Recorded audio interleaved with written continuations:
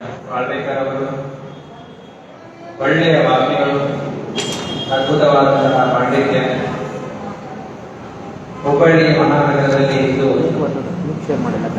ಅನೇಕ ಸಂಪರ್ಕರಿಗೆ ಪಾಠ ಪ್ರವಚನವನ್ನು ಮಾಡ್ತಾ ಉತ್ತಮವಾದಂತಹ ಪ್ರವಚನಗಳ ಮೂಲಕ ಭಗವತ್ ತತ್ವಗಳನ್ನು ಪ್ರಸಾರ ಮಾಡ್ತಾ ಇದ್ದಾರೆ. ಅಂತಹ ಆಚಾರ್ಯರು ನಮ್ಮೆಲ್ಲರಿಗೆ ರಾಮಚಂದ್ರ ದೇವರ ಮಹಿಮೆಗಳ ವರ್ಣನೆಯನ್ನು ಮಾಡುವುದಕ್ಕೆ, ತತ್ವೋಪದೇಶವನ್ನು ಮಾಡುವುದಕ್ಕೆ ಆಗಮಿಸಿದ್ದಾರೆ.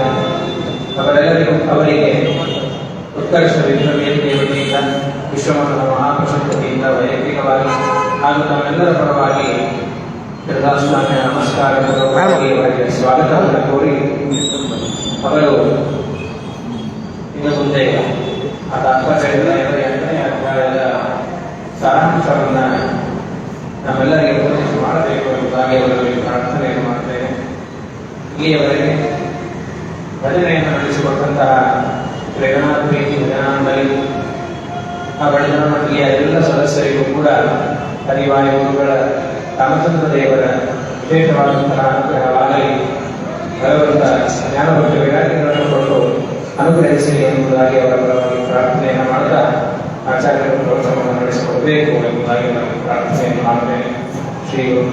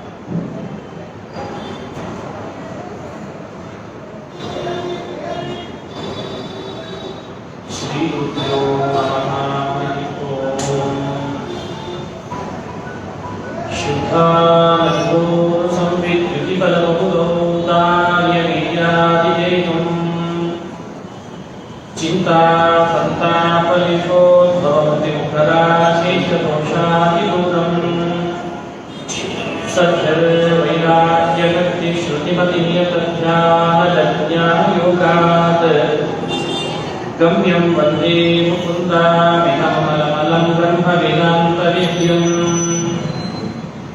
अभ्रमं भङ्गरहितम् अजडं विमलं सदा आनन्दतीर्थमतुलं भजे तापत्रयापहम् मूकोऽपि यत्प्रसादेन कुन्दशयनायते राजराजायते दिग्धो राघवेन्द्रं तमाश्रये आपादमौलिपर्यन्तं गुरूणामाकृतिं स्मरेत् तेन विघ्नाः प्रणश्यन्ति सिद्ध्यन्ति च मनोरथाः आपदामपहर्तारं दातारं सर्वसम्पदां लोकाभिरामं श्रीरामं भूयो भूयो नमाम्यहम्. ಶ್ರೀ ಹರಿವಾಯು ಗುರುಗಳ ಚರಣಾಮೃತಗಳಲ್ಲಿ ಭಕ್ತಿಪೂರ್ವಕ ಪ್ರಣಾಮಗಳನ್ನು ಅರ್ಪಿಸಿ, ಲಕ್ಷ್ಮೀ ವೆಂಕಟೇಶನ ಸನ್ನಿಧಾನ ಭಕ್ತಿಪೂರ್ವಕವಾಗಿ ಶ್ರೀ ವೆಂಕಟೇಶನ ಚರಣಾರವಿಂದಗಳನ್ನು ನಮಸ್ಕರಿಸ್ತಾ, ಪರಮ ಪೂಜ್ಯ ಸತ್ಯಾತ್ಮತೀರ್ಥ ಶ್ರೀಪಾದಗಳವರನ್ನ ಭಕ್ತಿಪೂರ್ವಕವಾಗಿ ನಮಸ್ಕರಿಸಿ, ಉತ್ಕರ್ಷ ವಿಪ್ರವೇದಿಕೆಯ ಮೂಲಕ ರಾಮನವರಾತ್ರಿಯ ಪರ್ವಕಾಲದಲ್ಲಿ ರಾಮನ ಸ್ಮರಣೆ ಆಗಬೇಕು, ರಾಮನ ಚಿಂತನೆ ಆಗಬೇಕು. ಈ ನಿಟ್ಟಿನಲ್ಲಿ ಉತ್ತಮವಾದ ಜ್ಞಾನ ಕಾರ್ಯವನ್ನ ಶ್ರೀನಿಧಿ ಆಚಾರ್ಯರ ಒಂದು ಒಳ್ಳೆಯ ಉತ್ತಮ ಮಾರ್ಗದರ್ಶನ ಈ ಜ್ಞಾನ ಯಜ್ಞ ನೆರವೇರ್ತಾ ಇದೆ. ನಮ್ಮ ಶ್ರೀವಿದ್ಯಾಚಾರ್ಯರನ್ನು ಕೂಡ ಈ ಸಂದರ್ಭದಲ್ಲಿ ನಮಸ್ಕರಿಸಿ, ನಿಜವಾಗಲೂ ನಡೀಬೇಕಾಗಿರುವಂತಹ ಕಾರ್ಯಗಳಲ್ಲಿ ಜ್ಞಾನ ಕಾರ್ಯ ಬಹಳ ಮುಖ್ಯ. ಅದರಲ್ಲೂ ಕೂಡ ಆಸ್ತಿಕ ಜನರಿಗೆ ವಿಶೇಷವಾಗಿ ತಲುಪಬೇಕಾಗಿದೆ ಇವತ್ತಿನ ರಾಮಾಯಣ. ಈಗಾಗಲೇ 7ನೇ ಅಧ್ಯಾಯ ಮಹಾಭಾರತ ತಾತ್ಪರ್ಯ ನಿರ್ಣಯಕ್ಕೆ ಅನುಗುಣ ಸುಂದರಕಾಂಡದ ಕಥಾ ನಿರೂಪಣೆಯನ್ನ ನೋಡಿದರು. ವಿದ್ವಾಂಸರು ಅದನ್ನು ನೆರವೇರಿಸಿಕೊಟ್ಟರು. 8ನೇ ಅಧ್ಯಾಯದ ಸಾರ ಆಗಬೇಕು, 9ನೇ ಅಧ್ಯಾಯದ ಸಾರ ಆಗಬೇಕು ಅಂತ ತಿಳಿಸಿದ್ದಾರೆ. ರಾಮಾಯಣದ 8ನೇ ಅಧ್ಯಾಯದ ಕಥಾ ಭಾಗ ಮೂಲ ರಾಮಾಯಣಕ್ಕೆ ಅನುಗುಣವಾಗಿ ನೋಡಬೇಕು. ವಾಲ್ಮೀಕಿ ರಾಮಾಯಣ ಬೇಡ ಅಂತ ಅರ್ಥ ಅಲ್ಲ, ಎಲ್ಲವೂ ಬೇಕು. ವಾಲ್ಮೀಕಿ ರಾಮಾಯಣ ಬೇಕು, ಸಂಗ್ರಹ ರಾಮಾಯಣ ಬೇಕು. ಆದರೆ ಮೂಲ ರಾಮಾಯಣಕ್ಕೆ ವಿರುದ್ಧ ಅಂಶಗಳು ಅಂತ ಬಂದ್ರೆ ಮಾತ್ರ ನಾವು ಅದನ್ನು ಎಚ್ಚರ ವಹಿಸಬೇಕು. ಇಲ್ಲಿ ರಾಮನ ಚರಿತ್ರೆಯನ್ನು ನಿರೂಪಿಸುವಾಗ ಆಂಜನೇಯ ಎಲ್ಲ ಬಂದು ಹೇಳಿದಂತೆ ರಾಮಚಂದ್ರನಿಗೆ, ಹೀಗಾಗಿದೆ ಲಂಕಾಪಟ್ಟಣದಲ್ಲಿ, ಸ್ವಾಮಿ ನಿನ್ನ ಇಚ್ಛಾನುಸಾರ ನಾನು ಕಾರ್ಯ ಮಾಡಿ ಬಂದಿದ್ದೇನೆ. ಲಂಕಾಪಟ್ಟಣ ಹೇಗಿದೆ, ರಾಕ್ಷಸರು ಎಷ್ಟೆಷ್ಟಿದ್ದಾರೆ, ಎಲ್ಲ ವಿವರಣೆಯನ್ನು ಕೊಟ್ಟಿದ್ದಾನೆ. ಹನುಮಂತನ ಬಾಯಿಯಲ್ಲಿ ವಿವರಣೆ ಕೇಳಬೇಕೆ? ರಾಮ ಸರ್ವಜ್ಞ, ಆದರೂ ಕೂಡ ಎಲ್ಲ ಹೇಳಿದ್ನಂತ. ಶ್ರುತ್ವಾ ಮನುಮರುದಿತಂ ಕೃತಮಸ್ಯ ಸರ್ವಂ ಪ್ರೀತಪ್ರಯಾಣಂ ವಿರೋಚಯತೆ ಸ ರಾಮಃ ಆರುಹ್ಯವಾಯುಸುತಮಂಗದಗೇನ ಯುಕ್ತಃ ಸೌಮಿತ್ರಿಣಾ ಸರವಿಜ ಸಹಸೇನಯಾಗಾತ್. ಎಂಥ ಅದ್ಭುತವಾದ ಪ್ರಸಂಗ. ಆಂಜನೇಯನ ಬಾಯಲ್ಲಿ ರಾಮ ಅದನ್ನು ಕೇಳಿದ ಯಾಕೆ ಅಂದ್ರೆ ತನಗೋಸ್ಕರ ಕೇಳಿದ ಅಂತ ತಿಳ್ಕೊಳ್ಬಾರ್ದು. ಯಾವುದಾದ್ರೂ ಒಂದು ಕಾರ್ಯ ನಡೆದಿದ್ರೆ ಅದನ್ನ ಹೇಳಬೇಕು ಹೇಗೆ ಅನ್ನೋದು ಹನುಮಂತನಿಂದ ಕಲೀಲಿ ಅಂತ ಕೇಳಿದಂತೆ. ಕೆಲವರಿಗೆ ಅದು ಬರಲ್ಲ. ಯಾವುದಾದ್ರೂ ಒಂದು ಕಾರ್ಯ ನಡೆದಿರ್ತದೆ, ಅದ್ರ ಬಗ್ಗೆ ಒಂದು 4 ಮಾತು ಹೇಳ್ರಿ ಅಂದ್ರೆ ಅಲ್ಲಿ ಏನ್ ನಡೆದಿರಲ್ಲ ಅದನ್ನ ಚೆನ್ನಾಗಿ ಹೇಳಿದ್ದಾರೆ, ಅಲ್ಲಿ ಏನ್ ಮಾಡಿರ್ತಾರೆ ಅದೊಂದು ಬಿಟ್ಟಿರ್ತಾರೆ. ಎಡಿಟಿಂಗ್ ವರ್ಕ್ ಇದೆ ಎಲ್ಲ ಬಹಳ ಕಷ್ಟ. ಆಂಜನೇಯನಿಗೆ ಅದು ಯಾರು ಹೇಳ್ಕೊಡ್ಬೇಕಾಗಿಲ್ಲ. ಕಪಿಗಳೆಲ್ಲ ಸೇರಿದ್ದಾರೆ, ರಾಮ ಎತ್ತರದಲ್ಲಿ ಕೂತಿದ್ದಾನೆ, ಆಂಜನೇಯನ ಹತ್ರ ಕೇಳ್ತಾ ಇದ್ದಾನೆ ಏನೇನ್ ನಡೀತ ಲಂಕಾಪಟ್ಟಣದಲ್ಲಿ. ಅದು ಚಚ್ಚೌಟಾಗಿ ಹೇಳ್ತಾನೆ, ಎಷ್ಟು ಬೇಕೋ ಅಷ್ಟೇ ಹೇಳ್ತಾನೆ, ಏನು ಬೇಕೋ ಅಷ್ಟೇ ಹೇಳ್ತಾನೆ. ಉಳಿದವರಿಗೆ ಅದು ಬರಲ್ಲ. ಅದಕ್ಕೆ ರಾಮಾಯಣದೊಳಗೆ ರಾಮ ಸರ್ವಜ್ಞನಾದರೂ ಆಂಜನೇಯನು ಸರ್ವಜ್ಞನಾದರೂ ಕೂಡ ಆಂಜನೇಯನ ಬಾಯಲ್ಲಿ ಸರ್ವಜ್ಞ ರಾಮ ನಡೆದದ್ದನ್ನೆಲ್ಲ ಕೇಳ್ದ ಅನ್ನೋ ಅಂಶವನ್ನು ಉಲ್ಲೇಖ ಮಾಡ್ತಾರೆ. ಈಗ ತಿಳ್ಕೊಳ್ಬೇಕು ರಾಮಾಯಣ. ವಾಲ್ಮೀಕಿ ರಾಮಾಯಣದಲ್ಲಿ ಬಹಳ ವಿಸ್ತಾರವಾಗಿ ಹೇಳಿದ್ದಾರೆ ಆಂಜನೇಯ ಹೇಗೆ ಹೇಳ್ದ ಅಂತ. ಸಂಗ್ರಹ ರಾಮಾಯಣದಲ್ಲಿ ಸಂಗ್ರಹಿಸಿದ್ದಾರೆ. ಭಗವತ್ಪಾದರು ಇನ್ನೂ ಚೊಕ್ಕದಾಗಿ ಹೇಳ್ತಾರೆ, ಸರ್ವಂ ಕೃತಂ ಶ್ರುತ್ವ ಅಂತ ಇಷ್ಟೇ ಹೇಳ್ತಾರೆ. ಏನೆಲ್ಲ ಆಂಜನೇಯ ಮಾಡಿ ಬಂದಿದ್ದ ಅದನ್ನೆಲ್ಲ ರಾಮ ಕೇಳ. ಹೇಳಿದ ಕೂಡಲೇ ರಾಮ ಆಯ್ತು ಹಾಗಾದ್ರೆ ಲಂಕೆಗೆ ಹೋಗ್ಲೇಬೇಕಿನ್ನು ನಾವು ಅಂತ ಪ್ರಯಾಣ ಅಭಿರೋಚಯತೆ ಹೊರಡಬೇಕು ಅಂತ ಸಿದ್ಧಪಡಿಸಿದ, ಮನಸ್ಸಿನಲ್ಲಿ ಸಂಕಲ್ಪ ಮಾಡಿದ್ದ. ಆಂಜನೇಯನ ಹೆಗಲು ಮೇಲೆ ಏರ್ತಾನೆ. ರಾಮಾಯಣದಲ್ಲಿ ಹನುಮಂತನ ಹೆಗಲು ಏರಿದ ಪ್ರಸಂಗ 2 ಬಾರಿ ಬರ್ತದೆ. ನೀವು ಕೇಳಿದ್ದೀರಿ. ಈಗಾಗಲೇ 1 ಬಾರಿ ಹಿಂದೆ ಕಿಷ್ಕಿಂಧೆಗೆ ರಾಮ ಬಂದಾಗ ಒಂದ್ಸಲಿ ಆಂಜನೇಯ ರಾಮನನ್ನ ಹೆಗಲ ಮೇಲೆ ಹೊತ್ತ ಅಂತ ಬರ್ತದೆ. ಈಗ ಇನ್ನೊಂದು ಬಾರಿ ಹೇಳ್ತಾರೆ, ಆರುಹ್ಯ ವಾಯುಸುತ ಮಂಗದಗೇನ ಯುಕ್ತ ವಾಯುಸುತಂ ಆರುಹ್ಯ ಅಂತ ಹೇಳ್ತಾರೆ. ರಾಮ ಹನುಮಂತನ ಹೆಗಲು ಏರುವ ಪ್ರಸಂಗಗಳನ್ನು 2 ಬಾರಿ ರಾಮಾಯಣ ಉಲ್ಲೇಖ ಮಾಡಿದೆ. ಇದು ನಮಗೆ ತೋರಿಸುವ ಸಂದೇಶ ಏನು? ನಾವೇನು ಚಿಂತನೆ ಮಾಡಬೇಕು? ರಾಮ ಸರ್ವೋತ್ತಮ, ಎಲ್ಲರನ್ನು ನಿಯಮನ ಮಾಡುವ ಶ್ರೀಹರಿ ಸಾಕ್ಷಾತ್ ಪರಬ್ರಹ್ಮ. ಅವನ ಹೆಗಲ ಮೇಲೆ ಏರಿತ್ತು ವಾಯುವಿನ ಮೇಲೆ. ವಿಷ್ಣು ಸಹಸ್ರನಾಮದಲ್ಲಿ ವರದೋ ವಾಯುವಾಹನ ಅಂತ ಒಂದು ಮಾತು ಬಹಳ ಪ್ರಸಿದ್ಧ ಇದೆ. ಗರುಡ ವಾಹನ ಅಂತ ಎಲ್ಲ ಕಡೆಯಲ್ಲಿ ಪ್ರಸಿದ್ಧಿ ಇರೋದಿದೆ. ವಿಷ್ಣು ಸಹಸ್ರನಾಮದಲ್ಲಿ ವಿಶೇಷವಾಗಿ ಗರುಡ ವಾಹನ ಅಂತ ಹೇಳಿಲ್ಲ, ವಾಯುವಾಹನ ಅಂತ ಹೇಳ್ತಾರೆ. ಜೀವ ಇದನ್ನು ಉಪಾಸನೆ ಮಾಡಬೇಕಾದದ್ದು. ರಾಮ ಹನುಮಂತನ ಹೆಗಲ ಮೇಲೆ ಏರಿದ ಪ್ರಸಂಗವನ್ನು ಮನಸ್ಸಿನಲ್ಲಿ ಚಿಂತನೆ ಮಾಡಬೇಕಂತ. ಯಾಕೆ ಭಗವಂತ ಹೊರಟಿರೋದು ಲಂಕಾಪಟ್ಟಣದಲ್ಲಿ ರಾವಣನಿಗೆ ಶಿಕ್ಷೆ ಹಾಕಲಿಕ್ಕೆ. ಹಾಗಾದ್ರೆ ಶಿಕ್ಷೆ ಹಾಕಲಿಕ್ಕೆ ಹೋದಾಗೆಲ್ಲ ವಾಯುದೇವರನ್ನು ಕರ್ಕೊಂಡು ಹೋಗ್ತಾನೆ. ಯಾರ್ಯಾರು ತಪ್ಪಿತಸ್ಥರಿರ್ತಾರೆ ಅವರನ್ನು ಶಿಕ್ಷಿಸಬೇಕು ಅಂದ್ರೆ ಹನುಮಂತನನ್ನು ಕರೀತಾರೆ. ಇದು ನಮಗೆ ಕೊಡುವಂತಹ ಸಂದೇಶ. ವಾಯುವಾಹನ ರಾಮನ ರೂಪವನ್ನು ಸ್ಮರಣೆ ತಂದುಕೊಂಡ್ರೆ ಶತ್ರುಗಳಿಗೆ ಶಿಕ್ಷೆ ಹಾಕ್ತಾನೆ ಅಂತ ಅನುಸಂಧಾನ ಮಾಡಬೇಕಂತ. ಇದು ನಮಗೆ ತಿಳುವಳಿಕೆ ಬರಲಿ ಅಂತ ತಿಳಿಸಿದೆ.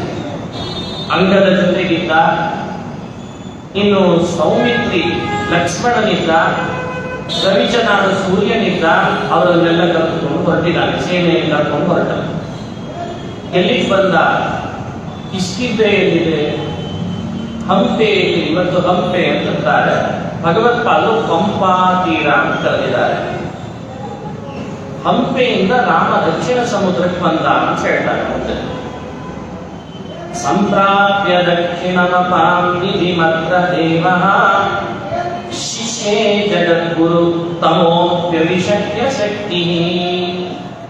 ಮನಸ್ಸು ಮಾಡಿದ್ರೆ ಹಂಪೆಯಲ್ಲೇ ಇಟ್ಟುಕೊಂಡು ರಾಮಚಂದ್ರ ಒಂದು ಬಿಲ್ಲಿನ ಬಾಣ ಹೂಡಿ ರಾವಣ ಸಾಯಿ ಅಂತ ಮನಸ್ಸು ಮಾಡಿ ಬಿಟ್ಟಿದ್ರೆ ರಾವಣನ ಕಥೆ ಮುಗಿತಿತ್ತು. ಇರುತ್ತೆ ಅದೇ ಸುಗ್ರೀವ ಪರೀಕ್ಷೆ ಮಾಡ್ಲಿಕ್ಕೆ ಬಂದಾಗ ರಾಮನ ಬಾಣದ ಶಕ್ತಿ ಏನು ಅಂತ ತೋರಿಸಿದ್ದೇನೋ ಇಲ್ಲ.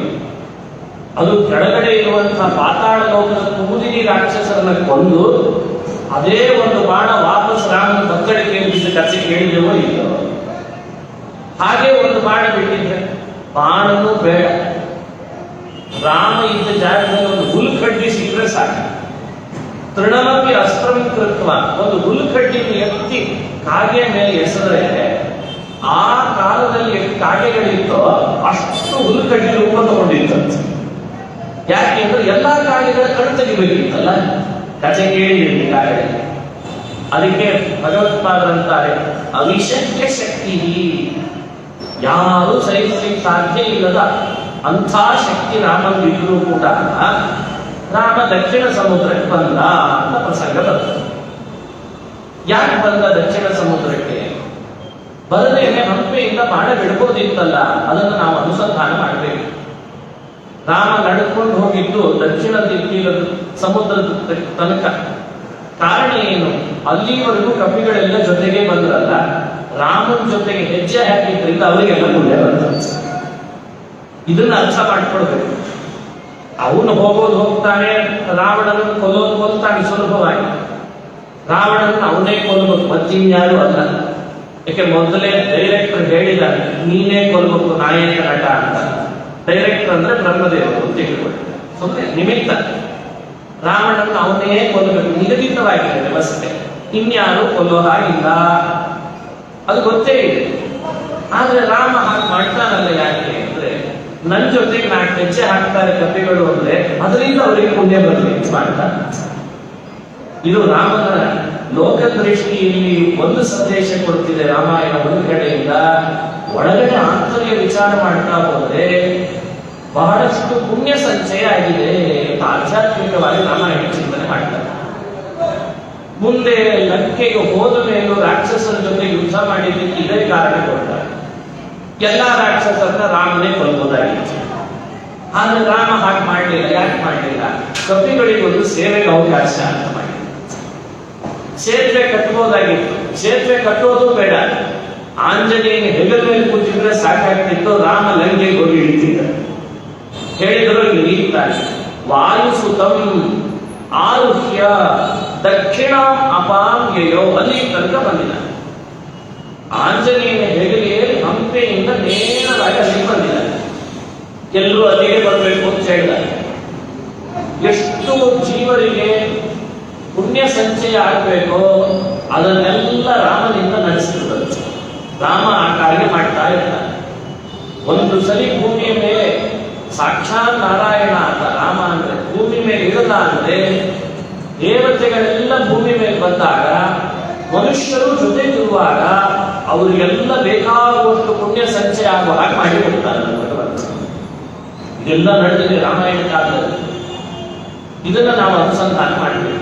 ಒಬ್ಬರು ಹಿರಿಯರು ನಿಷ್ಕಲ್ಮಶ ಹೃದಯರು ನೂರಾರು ಸಜ್ಜನರನ್ನ ಆನಂದಪಡಿಸುವವರು, ಸಚ್ಚಾಸ್ತ್ರಗಳಲ್ಲಿ ನಿರತರಾದವರು ನಮ್ಮ ನಿಮ್ಮೆಲ್ಲರ ದೃಷ್ಟಿಗೆ ಬೀಳುತ್ತಿದ್ದಾರೆ. ನಾವು ಅವರನ್ನು ನೋಡ್ತಿದ್ದೇವೆ, ಅವರ ಜೊತೆಯಲ್ಲಿ ಯಾವುದೋ ಒಂದು ಕೆಲಸದೊಳಗೆ ನಾವು ಭಾಗಿಯಾಗಿದ್ದೇವೆ ಅಂದ್ರೆ ಅದರಿಂದ ನೂರಾರು ರೀತಿಯಾಗಿ ಲಾಭ ಇರ್ತದೆ. ಇದನ್ನ ಭಗವಂತ ಲೋಕಕ್ಕೆ ತೋರಿಸ್ತಾನೆ. ರಾವಣನ ಸಂಹಾರ ಮಾಡೋದೇ ಮುಖ್ಯ ಅಲ್ಲ, ನಮ್ಮ ಜೊತೆಗಿರ್ಬೇಕು ನೀವೆಲ್ಲ ಅಂತ ಶ್ರೀನಲ್ಲಿ. ನಿಮಗದರಿಂದ ಪುಣ್ಯ ನಾನು ಒದಗಿಸ್ತೇನೆ. ಸರಿ, ದಕ್ಷಿಣ ಸಮುದ್ರಕ್ಕೆ ಬಂದು ಏನ್ ಮಾಡಿದ, ಅಲ್ಲಿ ಸ್ವಲ್ಪ ವಿಶ್ರಾಂತಿ ತಗೊಂಡ ಅಂತ ಹೇಳ್ದ. ಶಿಷ್ಯ ಏನಿದ್ದಾರೆ ಭಗವತ್ಪಾದ ಶಿಷ್ಯ ಮಲಗಿದ್ರಂತೆ. ಯಾಕೆ ಮಲಗಿದ ಅಂದ್ರೆ ಇದೊಂದು ಕ್ಷೇತ್ರ ಆಗ್ಲಿ ಮಲಗಿದ. ಯಾವ ಪರಮಾತ್ಮ ಯಾವ ಸ್ಥಳಕ್ಕೆ ಹೋಗಿದ್ದಾನೆ ಇವತ್ತು ಅದೆಲ್ಲ ಒಂದೊಂದು ಕ್ಷೇತ್ರ ಆಗಿದೆ. ಕ್ಷೇತ್ರ ಮಾಡುವ ಉದ್ದೇಶ ಏನು? ಮುಂದೆ ನನ್ನ ಭಕ್ತರಲ್ಲಿ ಬರ್ತಾರಲ್ಲ ಅವರ ಪಾಪಗಳಿಗೆ ಇದು ನೋಡಿ ರಾಮನ ದೂರದೃಷ್ಟಿ. ಯೋಚನೆ ಮಾಡಿದ್ರೆ ಬಹಳ ಆಶ್ಚರ್ಯ ಆಗ್ತದೆ. ರಾಮಾಯಣ ಒಂದೆಡೆ ಪುಣ್ಯ ಪಾಪಗಳ ವ್ಯವಸ್ಥೆ, ಇನ್ನೊಂದೆಡೆಯಲ್ಲಿ ಇಡೀ ಲೋಕವೇ ತನ್ನ ಕಡೆಯಲ್ಲಿ ತಿರುಗಿ ನೋಡುವಂತಹ ಕೆಲಸಗಳಾಗ್ತದೆ. 3 ರಾತ್ರಿ ಕಳೆದದ್ದಕ್ಕೆ ಒಂದು ಕ್ಷೇತ್ರ ಆಗಿಬಿಡ್ತದೆ ಇವತ್ತು. ಎಂಥ ಅದ್ಭುತ ಮಾಡಿದ ನೋಡಿ ರಾಮ.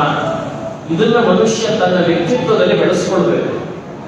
ಇವತ್ತು ನಾವು ಕ್ಷೇತ್ರ ಮಾಡಲ್ಲ, ಇದು ಕ್ಷೇತ್ರ ಹಾಳು ಮಾಡಿಬಿಡ್ತೀವಿ. ಇದು ನಮ್ಮ ವ್ಯಕ್ತಿತ್ವ. ಇದು ರಾಮ ಹೇಳ್ತಾನೆ, ನೀವು ಹೇಗಿರ್ಬೇಕು ಅಂದ್ರೆ ಸ್ವತಃ ಒಂದು ಕ್ಷೇತ್ರದಂತಿರ್ಬೇಕು.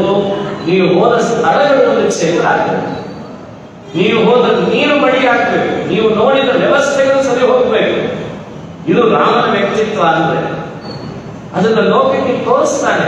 ನೀನು ಭೂಮಿಯ ಮೇಲೆ ಬಂದ ಮೇಲೆ ನಿನ್ನನ್ನ ನೀನು ಹೀಗೆ ರೂಪಿಸ್ಕೋ. ಯಾರಿಗೂ ತಲೆ ಬಾಗಬೇಡ, ಎಲ್ಲೂ ಡೊಕ್ಕಬೇಡ, ಕೈ ಚಾಚಬೇಡ. ಇದೆಲ್ಲ ರಾಮ ತನಗೆ ಎಂಥ ಅದ್ಭುತವಾದ ಶಕ್ತಿ ಇದ್ರು ಒಬ್ಬ ಮನುಷ್ಯರ ಮಧ್ಯದಲ್ಲಿದ್ದು ಮನುಷ್ಯನ ಹೇಗೆ ಇರಬೇಕು ಅಂತ ತೋರಿಸ್ತಾ ಬರ್ತಾನೆ. ಮಧ್ಯಾವತಾರತ್ವ ಮತ್ತೆ ಶಿಕ್ಷಣಂ, ಇದನ್ನು ಅನುಸಂಧಾನ ಮಾಡಿರ್ತಾರೆ ಮಹಾನುಭಾವರು ಅನುಭವಿಸಬೇಕು. ಸರಿ, ಅಲ್ಲಿ ಬಂದ ಸಮುದ್ರ ದಾರಿ ಬಿಡ್ತಾ ಇದೆ. ಸಮುದ್ರ ಯಾಕೆ ದಾರಿ ಬಿಡ್ತದೆ? ಮನುಷ್ಯ ಬಂದಿದ್ದಾನೆ ಅನ್ಕೊಂಡಿದ್ದ ಪ್ರಾರಂಭದ ಕಾಲ. 3 ರಾತ್ರಿ ಕಳೆದ ಇಲ್ಲ.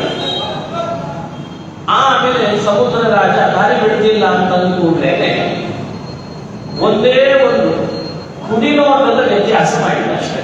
ಕತೆ ಗೊತ್ತಿರ್ತದೆ ನನಗೆ. ಯೋಚನೆ ಮಾಡಿ ಈ ಘಟನೆಯನ್ನು ಭಗವತ್ಪಾದರು ಬಹಳ ಚಮತ್ಕಾರ ಮಾಡ್ತಾರೆ.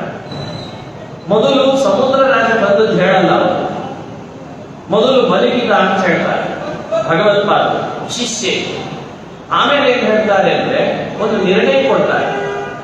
ಭಗವಂತ ಯಾಕೆ ಮಲಗಿದ?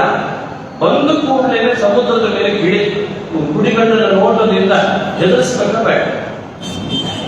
ಅದಕ್ಕೆ ನಾನು ಹೇಳಿದೆ, ಮಧ್ಯಾವತಾರ ಸ್ನೇಹ ಮತ್ತೆ ಶಿಕ್ಷಣಂ. ಮನುಷ್ಯ ಎಷ್ಟು ಬಲವಂತನಾದರೂ ಎಷ್ಟು ಶಕ್ತಿವಂತನಾದರೂ ಕೂಡ ಮನುಷ್ಯರ ಮಧ್ಯದೊಳಗೆ ಅವನ ವರ್ತನೆ ಹೇಗಿರಬೇಕು ಅಂದ್ರೆ ಮೃದುವಾಗಿರಬೇಕು ಅಂತ ಲೋಕಕ್ಕೆ ಸಂದೇಶ ಕೊಡ್ತಾರೆ. ಬಲ ಇದೆ ಅಂತ ಉಪಯೋಗಿಸುವಾಗ ಎಚ್ಚರಿಕೆ ಬಹಳ ಇರಬೇಕು. ಉಪಯೋಗಿಸಿಬಿಡ್ಬಾರ್ದು.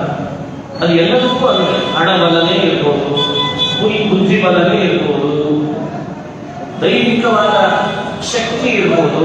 ಅದು ಉಪಯೋಗಿಸುವಾಗ ಚಾಣಾಕ್ಷತೆ ಇರಬೇಕು. ಅದು ಶೋಭಿಸ್ತದೆ, ಆವಾಗ ಆ ಬಲ ಶೋಭಿಸ್ತದೆ. ರಾಮ ಲೋಕಕ್ಕೆ ಸಂದೇಶ ಕೊಡ್ತಾ ಇದ್ದಾರೆ. ಅಗ್ರೇ ಮಾರ್ಧವ ಅನುಪ್ರಥಲಿಂ ಸಮೀರ. ನೋಡ್ರಿ, ಮಾರ್ಧವ ಅನುಪ್ರಥಲಿ, ನಿನ್ನತ್ರ ಬಲ ಇದೆ ಅಂತ ಕೂಡಲೇ ಉಪಯೋಗಿಸ್ಬೇಡ. ಎದುರುಗಡೆ ಇದ್ದವನನ್ನ ಒಂದಲ್ಲ ಒಂದು ರೀತಿಯಿಂದ ಮೃದು ಸ್ವಭಾವದಿಂದ ದಾರಿ ತರಲಿಕ್ಕೆ ನೋಡುವಂತ ನಮ್ಮ ಹಿರಿಯರು ಹೇಳಿಕೊಟ್ಟ ಪದ್ಧತಿ. ಇವತ್ತು ಇದನ್ನು ವಿದೇಶಿಯರು ಕಳ್ತನ ಮಾಡಿದ್ದಾರೆ. ಅವರಿಗೆಲ್ಲ ಇದು ಗೊತ್ತಿರಲಿಲ್ಲ. ಅವ್ರು ಏನಿದ್ರು ಮೊದಲು ಯುದ್ಧನೇ ಸಾಗಿದ್ರು. ಆದ್ರೆ ಭಾರತೀಯ ವ್ಯವಸ್ಥೆಗಳೊಳಗೆ ಸಾಮ ಅಂತ, ಆಮೇಲೆ ದಾನ, ಆಮೇಲೆ ಭೇದ, ಕೊನೆಗೆ ಹೇಳ್ತಾ ಇದ್ದದ್ದು ದಂಡ. ಸಾಮದಲ್ಲಿ ಮೃದು ಸ್ವಭಾವ ಅನ್ನೋದು ಒಂದು ಸೇರ್ತದೆ. ಇದು ನಾವು ಕಲಿಬೇಕಾದ ಶಿಕ್ಷಣ. ರಾಮ ಲೋಕಕ್ಕೆ ಅದನ್ನು ಕೊಡ್ತಾ ಇದ್ದಂತೆ. ನೀನು ಬಹಳ ಶಕ್ತಿವಂತನಾಗಿಲ್ಲ, ಆದರೆ ಇನ್ನೊಬ್ಬನನ್ನ ನೀನು ಎದುರಿಸುವ ಸಂದರ್ಭದಲ್ಲಾಗಲು ಆರಂಭದ ಹಂತದಲ್ಲಿ ನೀನು ಕೈ ಎತ್ತುತ್ತಾರೆ. ನಿನ್ನನ್ನು ನೀನು ಮೃದುವಾದ ಧೋರಣೆಯಲ್ಲೇ ಅವನಿಗೆ ತಗೋ. ಇದು ಲೋಕಕ್ಕೆ ಬಹಳ ದೊಡ್ಡ ತಿಳುವಳಿಕೆ ಇರುತ್ತೆ. ಇದು ಸಂಸಾರದಲ್ಲಿ ಇರ್ಬೋದು, ರಾಜಕೀಯದಲ್ಲಿ ಇರ್ಬೋದು, ಸಮಾಜದಲ್ಲಿ ಇರ್ಬೋದು, ಎಲ್ಲಾ ಕ್ಷೇತ್ರದಲ್ಲಿ ವರ್ಕೌಟ್ ಆಗ್ತದೆ ಈ ಪ್ಲಾನ್. ನೋಡಿರ್ಬೇಕಂದ್ರೆ ಪರೀಕ್ಷೆ ಮಾಡಿ ಬಹಳ ಬೇಗ ವರ್ಕೌಟ್ ಆಗೋದು. ರಾಮ ಲೋಕಕ್ಕೆ ತೋರಿಸಿದ್ದೆಲ್ಲ ಅಂಥವೇ ಜಾಸ್ತಿ ನನ್ನ ಪ್ರಕಾರ. ಶಿಕ್ಷಾ ರಾಮಾಯಣ ಅಂತಿದೆ, ಬಹಳ ಅಪೂರ್ವವಾಗಿದೆ ಚಿಂತನೆಗಳು. ರಾಮ ಲೋಕಕ್ಕೆ ತೋರಿಸಿದ್ದೇನು ಅಂದ್ರೆ ಎಲ್ಲಾ ಕಾಲಕ್ಕೂ ಎಲ್ಲಾ ದೇಶಗಳಿಗೂ ಸಂಬಂಧಪಟ್ಟ ಒಂದು ಮನುಷ್ಯ ವ್ಯವಸ್ಥೆ ಒಳಗೆ ಒಂದು ಸಣ್ಣ ಸಣ್ಣ ಅಪ್ಲಿಕೇಶನ್ ಅನ್ನು ಅವನು ಮೂವ್ ಮಾಡಿದ್ದಾನೆ. ಅದು ಬಹಳ ವರ್ಕೌಟ್ ಆಯ್ತು. ಇದು ರಾಮಾಯಣದ ನೋಡುವ ಪದ್ಧತಿ, ರಾಮಾಯಣ ನೋಡುವ ಪದ್ಧತಿ. ಭಾರ ಭಾರ ಅಂತ ಕೂಗ್ತಾನೆ, ಬೇಕಾದಷ್ಟು ಹೇಳ್ತಾನೆ ಭರತ. ನಾನು ಬೇಕಂದ್ರೆ ರಾಜ್ಯ ಭಾರ ಮಾಡಲ್ಲ, ಕಾಡಿನಲ್ಲಿ ವನವಾಸ ಮಾಡ್ತೇನೆ, ನೀನು ಬಂದು ಬಿಡು ಅಂದ್ರೆ ಜಾಗ. ಎಂತ ಅಪ್ಲಿಕೇಶನ್ ಗೊತ್ತಾ ಇದು? ಜೀವನದಲ್ಲಿ ನಾವೆಲ್ಲ ಈ ಅಪ್ಲಿಕೇಶನ್ ಮೂವ್ ಮಾಡಿದ್ರೆ ಎಂಥವರು ನಮ್ ಕಾಲಿಗೆ ಬೀಳ್ತಾರೆ. ಜಾಗ ಡೌನ್ಲೋಡೇ ಮಾಡಿಲ್ಲ ಇನ್ನು. ಇದನ್ನ ನೋಡಿ ಬೇಕಾದ್ರೆ ಅವರಾಗಿ ಕೊಡ್ತೇನೆ ಅಂತ ಬಂದದನ್ನ ಬೇಡ ಅಂತ ಬಿಟ್ಟು ನೋಡಿ ಇನ್ನೂ ಜಾಸ್ತಿ ಕೊಡ್ಲಿಕ್ಕೆ ಶುರು ಮಾಡ್ತಾರೆ. ನಾವೇನ್ ಮಾಡ್ತೇವೆ, ರಾವಣನ ಅಪ್ಲಿಕೇಶನ್ ಚೆನ್ನಾಗಿ ಡೌನ್ಲೋಡ್ ಮಾಡಿ ಏನಂದ್ರೆ ಹೋಗ ಇದನ್ನು ಬಿಡ್ಬೋದು, ಯಾಕೆ ಬೇಕಿತ್ತು. ಇದೇ ವ್ಯತ್ಯಾಸ ನೋಡಿ. ರಾಮ ಅದನ್ನು ಹ್ಯಾಕ್ ಮೂವ್ ಮಾಡ್ತಾನೆ. ಸಮುದ್ರ ಎಷ್ಟು ದೊಡ್ಡ ಶಕ್ತಿಯುತವಾದದ್ದು, ಎಷ್ಟು ನೀರಿದೆ, ಎಷ್ಟೆಲ್ಲ ಅದರೊಳಗೆ ಬಲಗಿದೆ, ಜಲಚರ ಪ್ರಾಣಿಗಳಿದ್ದಾವೆ, ತನ್ನೊಳಗೂ ಅವಿಶಕ್ತಿ ಶಕ್ತಿ ಬೇಕಾದಷ್ಟು ಬಲ ಇದೆ. ಆದ್ರೆ ಒಂದು ಸಮುದ್ರವನ್ನು ಕೂಡ ತನ್ನ ಪಾದಕ್ಕೆ ಕರೆದುಕೊಂಡು ಬರ್ಲಿಕ್ಕೆ ರಾಮ ಮಾಡಿದಂತ ಮೊದಲನೇ ನೀತಿ ಏನು ಅಂದ್ರೆ ಅಗ್ರೇಹಿ ಮಾರ್ದವನು ಪ್ರಥಯಂ ಸರಾಮ. ಮೊದಲು ಮಾಡಿದ ರಾಮ ಶಕ್ತಿ ಇದ್ದು ಮೃದು ಸ್ವಭಾವವನ್ನು ತೋರಿಸಬೇಕಂತ. ಶಿಷ್ಯ ಅಂತಲ್ಲಿಗೆ ಇದು ಕಾರಣ. ಮಲಗಿದ ಯಾಕೆ ಅಂದ್ರೆ ನಮ್ಮ ಬಿಹೇವಿಯರ್ನಲ್ಲಿ ನಾವೆಷ್ಟು ಮೃದುವಾಗಿದ್ದೇವೆ ಅನ್ನೋದನ್ನ ಲೋಕಕ್ಕೆ ಸ್ಪಷ್ಟವಾಗಿ ರಾಮ ಜಗತ್ತಿಗೆ ತೋರಿಸ್ತಾನೆ. ನೀವು ಇದನ್ನು ತೋರಿಸಿ ಮೊದಲು. ಎಂಥವೂ ತಲೆ ಬಾಗ್ತಾನೆ ಈ ಮೃದು ಸ್ವಭಾವದ ಬಗ್ಗೆ. ಈ ಸೋಲ್ಜರ್ಸ್, ನಮ್ಮ ಭಾರತದ ಸೈನಿಕರಿದ್ದಾರೆ. ಈ ಸೈನಿಕರಿಗೆಲ್ಲ ಎಲ್ಲಾ ಕಡೆಯಲ್ಲೂ ಇದೆ ವ್ಯವಸ್ಥೆ. ಸೈನಿಕರಲ್ಲಿ ಅನೇಕ ಸರ್ಟಿಫಿಕೇಟ್ಸ್ ಬೇಕಾಗ್ತದೆ. ಒಂದೊಂದು ಸ್ಥಳಕ್ಕೆ ಹೋಗ್ಬೇಕಾದ್ರೆ ಪ್ರಮುಖವಾದ ಸರ್ಟಿಫಿಕೇಟ್ ಏನು ಅಂದ್ರೆ ಕ್ಯಾರೆಕ್ಟರ್ ಸರ್ಟಿಫಿಕೇಟ್ ಅಂತ ಎಲ್ಲಾ ಕಡೆನೂ ಬೇಕು. ಅದರಲ್ಲಿ ಇದರಲ್ಲಿ ವಿಶೇಷವಾಗಿ ಬೇಕು. ಆ ಕ್ಯಾರೆಕ್ಟರ್ ಸರ್ಟಿಫಿಕೇಟ್ ನೊಳಗೆ ಅದನ್ನೇ ಪರೀಕ್ಷೆ ಮಾಡಲಿಕ್ಕೆ ಅಂತ ಇಷ್ಟು ಜನ ಡಾಕ್ಟರ್ಸ್ ಇರ್ತಾರೆ. ಏನ್ ಮಾಡ್ತಾರೆ ಅವರು ಅಂದ್ರೆ ಅನೇಕ ವ್ಯವಸ್ಥೆಗಳಲ್ಲಿ ಅವ್ರು ಮಾಡೋದೇನು ಅಂದ್ರೆ ಇವನಿಗೆ ಯಾವುದನ್ನು ಕಂಡ್ರೆ ತುಂಬಾ ಸಿಟ್ಟು ಬರ್ತದೆ ಅಂತ ಪರೀಕ್ಷೆ ಮಾಡ್ತಾರೆ. ಆ ಪರೀಕ್ಷೆ ಅವನಿಗೆ ಹೇಳಿ ಮಾಡಲ್ಲ, ಮತ್ತವರು ಹೇಳದೇ ಮಾಡ್ತಾರೆ. ಸುಮ್ಮನೆ ಬರೋದು, ತಲೆ ಬರೆಯೋದು, ನೋಡ್ರಿ ಮಾಡಿದ್ರು.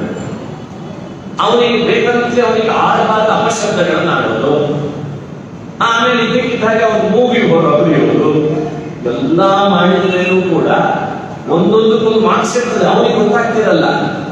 ಸೋಲ್ಜರ್ಸ್ ಅಪಾಯಿಂಟ್ ಮಾಡ್ಕೊಳ್ಳೋ ಮುನ್ನ ಅವನ ಇಡೀ ಬಾಡಿ ಪ್ಲಸ್ ಅವನ ಮನಸ್ಥಿತಿಯನ್ನು ಪರೀಕ್ಷೆ ಮಾಡಿ ಆ ಸ್ಥಾನಕ್ಕೆ ತಗೋತಾರೆ. ಅದರಲ್ಲಿ ಒಂದು ವೇಳೆ ಸ್ವಲ್ಪ ಹೆಚ್ಚು ಕಡಿಮೆ ಅವನು ಏನಾದ್ರು ಕಣ್ಣು ಹೀಗೆ ಅಗಲ ಮಾಡಿ ನೋಡೋದಾದ್ರೆ ಫೇಲ್ ಅಂತ ನೀವು ಸೋಲ್ಜರ್ ಆಗಲಿಕ್ಕೆ ಉಪಯೋಗಿಲ್ಲ. ಎಷ್ಟು ಪೇಷನ್ಸ್ ಟೆಸ್ಟ್ ಇರೋದು. ಇದೆಲ್ಲ ಸುತ್ತ ಉದಾಹರಣೆ ಕೊಟ್ಟೆ. ರಾಮ ಇಂಥದ್ದೇನಾದ್ರೂ ಪಾಲ್ಗೊಳ್ಳಿಕ್ಕೆ ಬಂದಿದ್ರೆ ಅವನೇ ಫಸ್ಟ್ ರ್ಯಾಂಕ್ ಸೋಲ್ಜರ್ಸ್. ಯಾಕೆ ಅಂದ್ರೆ ಅವನ ತ್ಯಾಗ, ಅವನ ಸಹನಶೀಲತೆ, ಅವನ ಮೃದು ಸ್ವಭಾವ, ಯಾರು ಅದನ್ನು ಕಲಿಯಲಿಕ್ಕೆ ಸಾಧ್ಯ ಇಲ್ಲ, ಕಲಿಯಲಿಕ್ಕೂ ಸಾಧ್ಯ ಇಲ್ಲ. ಲೋಕಕ್ಕೆ ಅದನ್ನು ತೋರಿಸ್ತಾರೆ. ಅದಕ್ಕೆ ಅಗ್ರೆಯಲ್ಲಿ ಮಾರ್ಧವಮನು ಪ್ರಚಯನ್, ನಿನ್ನ ಮೃದು ಸ್ವಭಾವ ಜಗತ್ತು ಬಹಳ ಅದು ನಿನ್ನನ್ನು ಆದರ ಮಾಡಲಿಕ್ಕೆ ಕಾರಣ ಆಗ್ತದೆ. ಅದನ್ನು ನೀನಲ್ಲಿ ಬೆಳೆಸ್ಕೋ. ದೈಹಿಕ ಶಕ್ತಿ ಇರಲಿ, ಸ್ವಭಾವ ಮೃದುವಾಗಿರಲಿ. ಇದಕ್ಕೆ ಸಾಕಷ್ಟು ವಿಷಯಗಳಿದ್ದಾರೆ. ಇದೊಂದು ಅಂಶವನ್ನು ಚಿಂತನೆ ಮಾಡಿ. ಮೊದಲಿಗೆ ಮತ್ತೊಂದು ಕಾರಣ, ರಾಮ ಸರ್ವಜ್ಞ, ಸುಮ್ಮನೆ ವಿಶ್ರಾಂತಿ ತಗೊಳ್ಳೋದಿಲ್ಲ. ಮತ್ತೊಂದು ಕಾರಣ ಏನು? ಸಮುದ್ರ ರಾಜ ಬರಲಿಲ್ಲ ತಕ್ಷಣಕ್ಕೆ, 3 ರಾತ್ರಿ ಕಳೆದಿಲ್ಲ. ಏನ್ ಕಾರಣ ಅಂದ್ರೆ, ಅದೇ ಸಮಯಕ್ಕೆ ರಾಮ ಅಲ್ಲಿರುವಾಗ ವಿಭೀಷಣ, ರಾಮನ ದೂರದೃಷ್ಟಿ. ಅಂದ್ರೆ ಮನುಷ್ಯ ಎಷ್ಟು ಮೃದು ಸ್ವಭಾವ ತಾಳ್ತಾನೆ, ಶತ್ರುವಿನ ಪಕ್ಷದವನು ಅವನು ಕಾರ್ಯ ಬೀಳ್ತಾನೆ ಎಂದು ವಿಭೀಷಣ ಬಂದದ್ದು ನಿದರ್ಶನ. ಯೋಚನೆ ಮಾಡಿ, ಅದರ ಒಟ್ಟಿಗೆ ಆ ರೀತಿ ಭಗವತ್ಪಾದರು ಹೇಳಿದ್ರಿಂದ ನಮಗೊಂದು ತಿಳುವಳಿಕೆ ಕೊಡ್ತಾರೆ. ಮೃದು ಸ್ವಭಾವದ ಧೋರಣೆ ಇದ್ದದಕ್ಕೆ ರಾಮನಲ್ಲಿ ವಿಭೀಷಣ ಶತ್ರು ಪಕ್ಷದವನು ನೋಡಿದ್ರೆ ಅವನು ಬಂದು ನಮಸ್ಕಾರ ಮಾಡಿ, ನನ್ನನ್ನು ಸೇರಿಸ್ಕೋ, ಕಥೆ ನಿಮ್ಗೆ ಗೊತ್ತಿದೆ. ಆವಾಗ ಕಪಿಗಳೆಲ್ಲ ಇದ್ದಾರೆ ಜೊತೆಗೆ. ಯಾರೊಬ್ಬ ಕಪಿಗಳು ಕೂಡ ರಾಮನಿಗೆ ಸೇರಿಸ್ಕೋ ಅಂತ ಹೇಳ್ತಾ ಇಲ್ಲ, ಒಪ್ಪಿಗೆ ಕೊಡ್ತಾ ಇಲ್ಲ. ಇದೊಂದು ವಿಚಿತ್ರ. ಯಾರು ಬೇಡ ಅಂತಿದ್ದಾರೆ, ಯಾರೊಬ್ಬರೂ ಕೂಡ ಅವನನ್ನು ಸೇರಿಸಿಕೊಳ್ಳಿಕ್ಕೆ ಒಪ್ಪಿಗೆ ಕೊಡ್ತಿಲ್ಲ. ಕಾರಣ ಒಂದೇ, ಇವನು ಶತ್ರು ಪಕ್ಷದವನು. ಅದಕ್ಕೆ ರಾಮ ಎಲ್ಲರನ್ನ ನೋಡಿದ, ಎಲ್ಲರದ್ದು ಒಂದೇ ಧೋರಣೆ.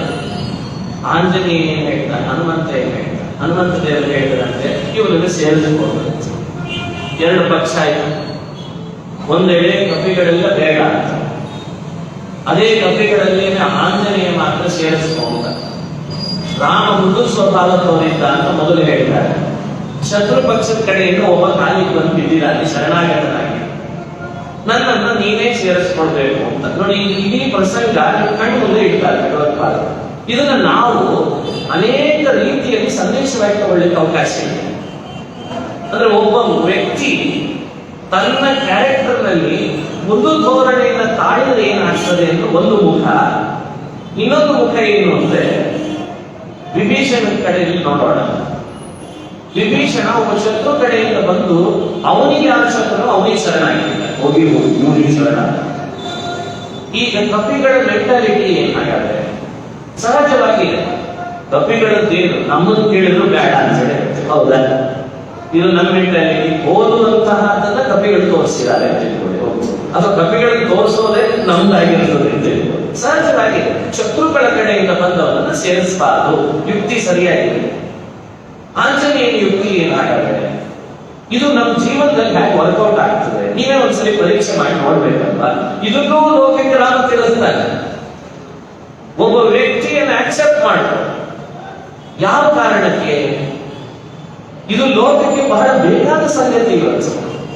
ಇದನ್ನ ಮಿಸ್ ಮಾಡಿಕೊಂಡು ನಾವು ಇವತ್ತು ಇಲ್ಲಿ ಮಿಸ್ಗೈಡ್ ಆದ್ರೆ ಎಲ್ಲ ಕಡೆ ಮಿಸ್ ಆಗ್ತದೆ. ನಮ್ಮವರು ಅಂತ ನಾವು ಯಾರನ್ನ ಇಟ್ಕೊಳ್ಬೇಕು, ಆಕ್ಸೆಪ್ಟ್ ಮಾಡ್ಕೊಳ್ಬೇಕು. ಅದು ಮನೆ ಒಳಗೆ ಕೌಟುಂಬಿಕ ಸದಸ್ಯರ ಬಗ್ಗೆ ಇರ್ಬೋದು, ಅಥವಾ ಇನ್ಯಾವುದೋ ಒಂದು ದೊಡ್ಡ ಸಂಸ್ಥೆ ಕಟ್ಟಿದ್ರೆ ಸಂಸ್ಥೆ ಒಳಗೆ ಒಬ್ಬರನ್ನ ಸೇರಿಸಿಕೊಳ್ಳೋದ್ರಲ್ಲಿ ಇರಬಹುದು. ಎಲ್ಲ ಕಡೆಯೂ ವರ್ಕೌಟ್ ಆಗ್ತದೆ ಈ ವಿಷಯ.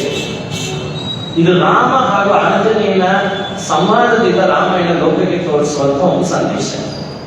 ನೋಡಿ, ಗಮನಿಸಿ, ಆವಾಗ ಅವನು ಬಂದು ಶರಣಾದಾಗ ಇವರೆಲ್ಲ ಬೇಡ ಅಂತಂದ್ರೆ ಆಂಜನೇಯ ಇಲ್ಲ ಇವರನ್ನು ಸೇರಿಸಿಕೊಂಡಿದ್ದು ಒಂದು ಕಾರಣ ಕೊಟ್ಟ. ಏನ್ ಕಾರಣ ಕೊಟ್ಟ ಅಂದ್ರೆ, ಮೊದಲು ಹೇಳ್ದ, ಶರಣು ಬಂದಿದ್ದಾನೆ ಆದ್ದರಿಂದ ಸೇರಿಸ್ಕೋ. ನಾಟಕ ಇರ್ಬೋದಲ್ಲ ಅಂತ ಕೇಳಿದ್ರೆ, ನಿತರಾಂ ಶರಣಂ ಪ್ರಪನ್ನ. ಶರಣು ಬರೋದ್ರಲ್ಲೂ ವಿಭೀಷಣ ಒಂದ್ಸಲಿ ಬಂದೇನೋ, ಹಾಗಾದ್ರೆ ನೀವು ಯೋಚನೆ ಮಾಡಿ ನನಗೆ ಫೋನ್ ಮಾಡು ಅಂತ ಹೇಳ್ಬೋದು ವಿಭೀಷಣ. ಕೆಲವರು ಹಂಗೆ ಇರ್ತಾರೆ, ನೀವು ಸ್ವಲ್ಪ ಯೋಚಿಸಿ ನಮ್ಮ ಬಗ್ಗೆ ಆಮೇಲೆ ನಮ್ಗೊಂದು ಫೋನ್ ಮಾಡಿ ಬೇಕಾದ್ರೆ ಬರ್ತೇನೆ. ಹಿಂಗಲ್ಲ, ನಿತರಾಂ ಶರಣಂ ಪ್ರಪನ್ನ. ಅದಕ್ಕೆ ಆತ ವಿಶ್ರಾಂತಿ ತಗೊಳ್ಳುವ ಸಮಯದಲ್ಲಿ ಒಂದು ಕ್ಷಣ ರಾಮನನ್ನ ಬಿಟ್ಟು ಹೋಗ್ಲಿಲ್ಲ ಅಂತ ಆಚೆ ಈಚೆ, ನಿನ್ನೇ ಶರಣಾಗಿದ್ದೇನೆ ಅಂತ ಕಾಲಗಟ್ಟಿ ಹೇಳ್ಕೊಂಡಿದ್ದಾನೆ. ಸೊ ಮೊದಲು ಫಿಸಿಕಲಿ ಒಬ್ಬ ವ್ಯಕ್ತಿ ಅಷ್ಟು ಶರಣ ಬರ್ತಾನೆ ಅಂದ್ರೆ ಅವನನ್ನು ಆಕ್ಸೆಪ್ಟ್ ಮಾಡ್ಕೊಳ್ಳಿಕ್ಕೆ ಮೊದಲನೇ ಕಾರಣ ಫಸ್ಟ್ ಇದು ಪ್ರಿಫರೆನ್ಸ್ ಕೊಡ್ಬೇಕು. ಯಾವುದೋ ಒಬ್ಬ ಶತ್ರು ಪಕ್ಷದಲ್ಲಿ ಇರ್ಬೋದು, ನಮ್ಮನ್ನು ಅಷ್ಟು ಪರಿಯಿಂದ ಬೇಡ್ತಿದ್ದಾನೆ, ಅದಕ್ಕೊಂದು ಏನೊಂದು ಅರ್ಥ ಇದೆ ಅಂತಲ್ವಾ. ಕಾಮನ್ ಮ್ಯಾನ್ ಯೋಚನೆ ಮಾಡಬೇಕಾದದ್ದು ಇವತ್ತಿದನ್ನ ಅಂತ ಹೇಳ್ತಾರೆ. ಎರಡನೇ ಕಾರಣ ಹೇಳ್ತಾರೆ ಆಂಜನೇಯ ಭಕ್ತಶ್ಚ ರಾಮ ಪದಯೋ. ಇದು ಎರಡನೇ ಕಾರಣ. ರಾಮ ನಿನ್ನ ಪಾದದಲ್ಲಿ ಅವನು ಅತ್ಯಂತ ಭಕ್ತಿ ಮಾಡ್ತಾನೆ, ಇದಕ್ಕೆ ನಾನು ಗ್ಯಾರಂಟಿ. ಈ ನೋಡಿ, ಈ ಭಕ್ತಿ ಅನ್ನೋದಿದೆ ಇಂಟರ್ನಲ್, ಎಕ್ಸ್ಟರ್ನಲ್ ಅಲ್ಲ. ಶರಣಾಗತನಾಗೋದೇನೋ ಒಂದು ರೀತಿಯಲ್ಲಿ ಮೇಲ್ನೋಟಕ್ಕೆ ದೈಹಿಕವಾಗಿ ಫಿಸಿಕಲ್ಲಿ ಆಕ್ಟಿವೇಟ್ ಮಾಡ್ಕೊಂಡು ಬಂದಿರ್ತಾರೆ ಆ ಸಮಯಕ್ಕೆ. ಅದು ಭಕ್ತಿ ಇಂಟರ್ನಲ್ ಹೇಗೆ ಗೊತ್ತಾಗ್ತದೆ? ಅದಕ್ಕೆ ಆಂಜನೇಯ ಹೇಳ್ತಾನೆ ರಾಮ ಪದಯೋ ಭಕ್ತಶ್ಚ ಚಿಶಬ್ದನಾಗಿ. ಇವನನ್ನು ಇಲ್ಲಿ ಬರೋ ಹಾಗೆ ಮಾಡಿದ್ದೆ ನಾನು. ಹೇಗೆ ಅಂದ್ರೆ ವಾಲ್ಮೀಕಿ ರಾಮಾಯಣ ನೋಡ್ತೇವೆ, ಸುಂದರಕಾಂಡ ಈಗಾಗಲೇ ಕೇಳಿ ಆಗಿದೆ. ಟು ದಿ ಪಾಯಿಂಟ್ ನೋಡ್ತಾ ಬಂದ್ರೆ ಬಹಳ ಚಮತ್ಕಾರ. ಎಲ್ಲಾ ರಾಕ್ಷಸರ ಮನೆಯಲ್ಲಿ ಕೇಳಿಸ್ತಿದ್ದೆಲ್ಲ ಸಿನಿಮಾ ಹಾಡೇ ಇರ್ತದೆ.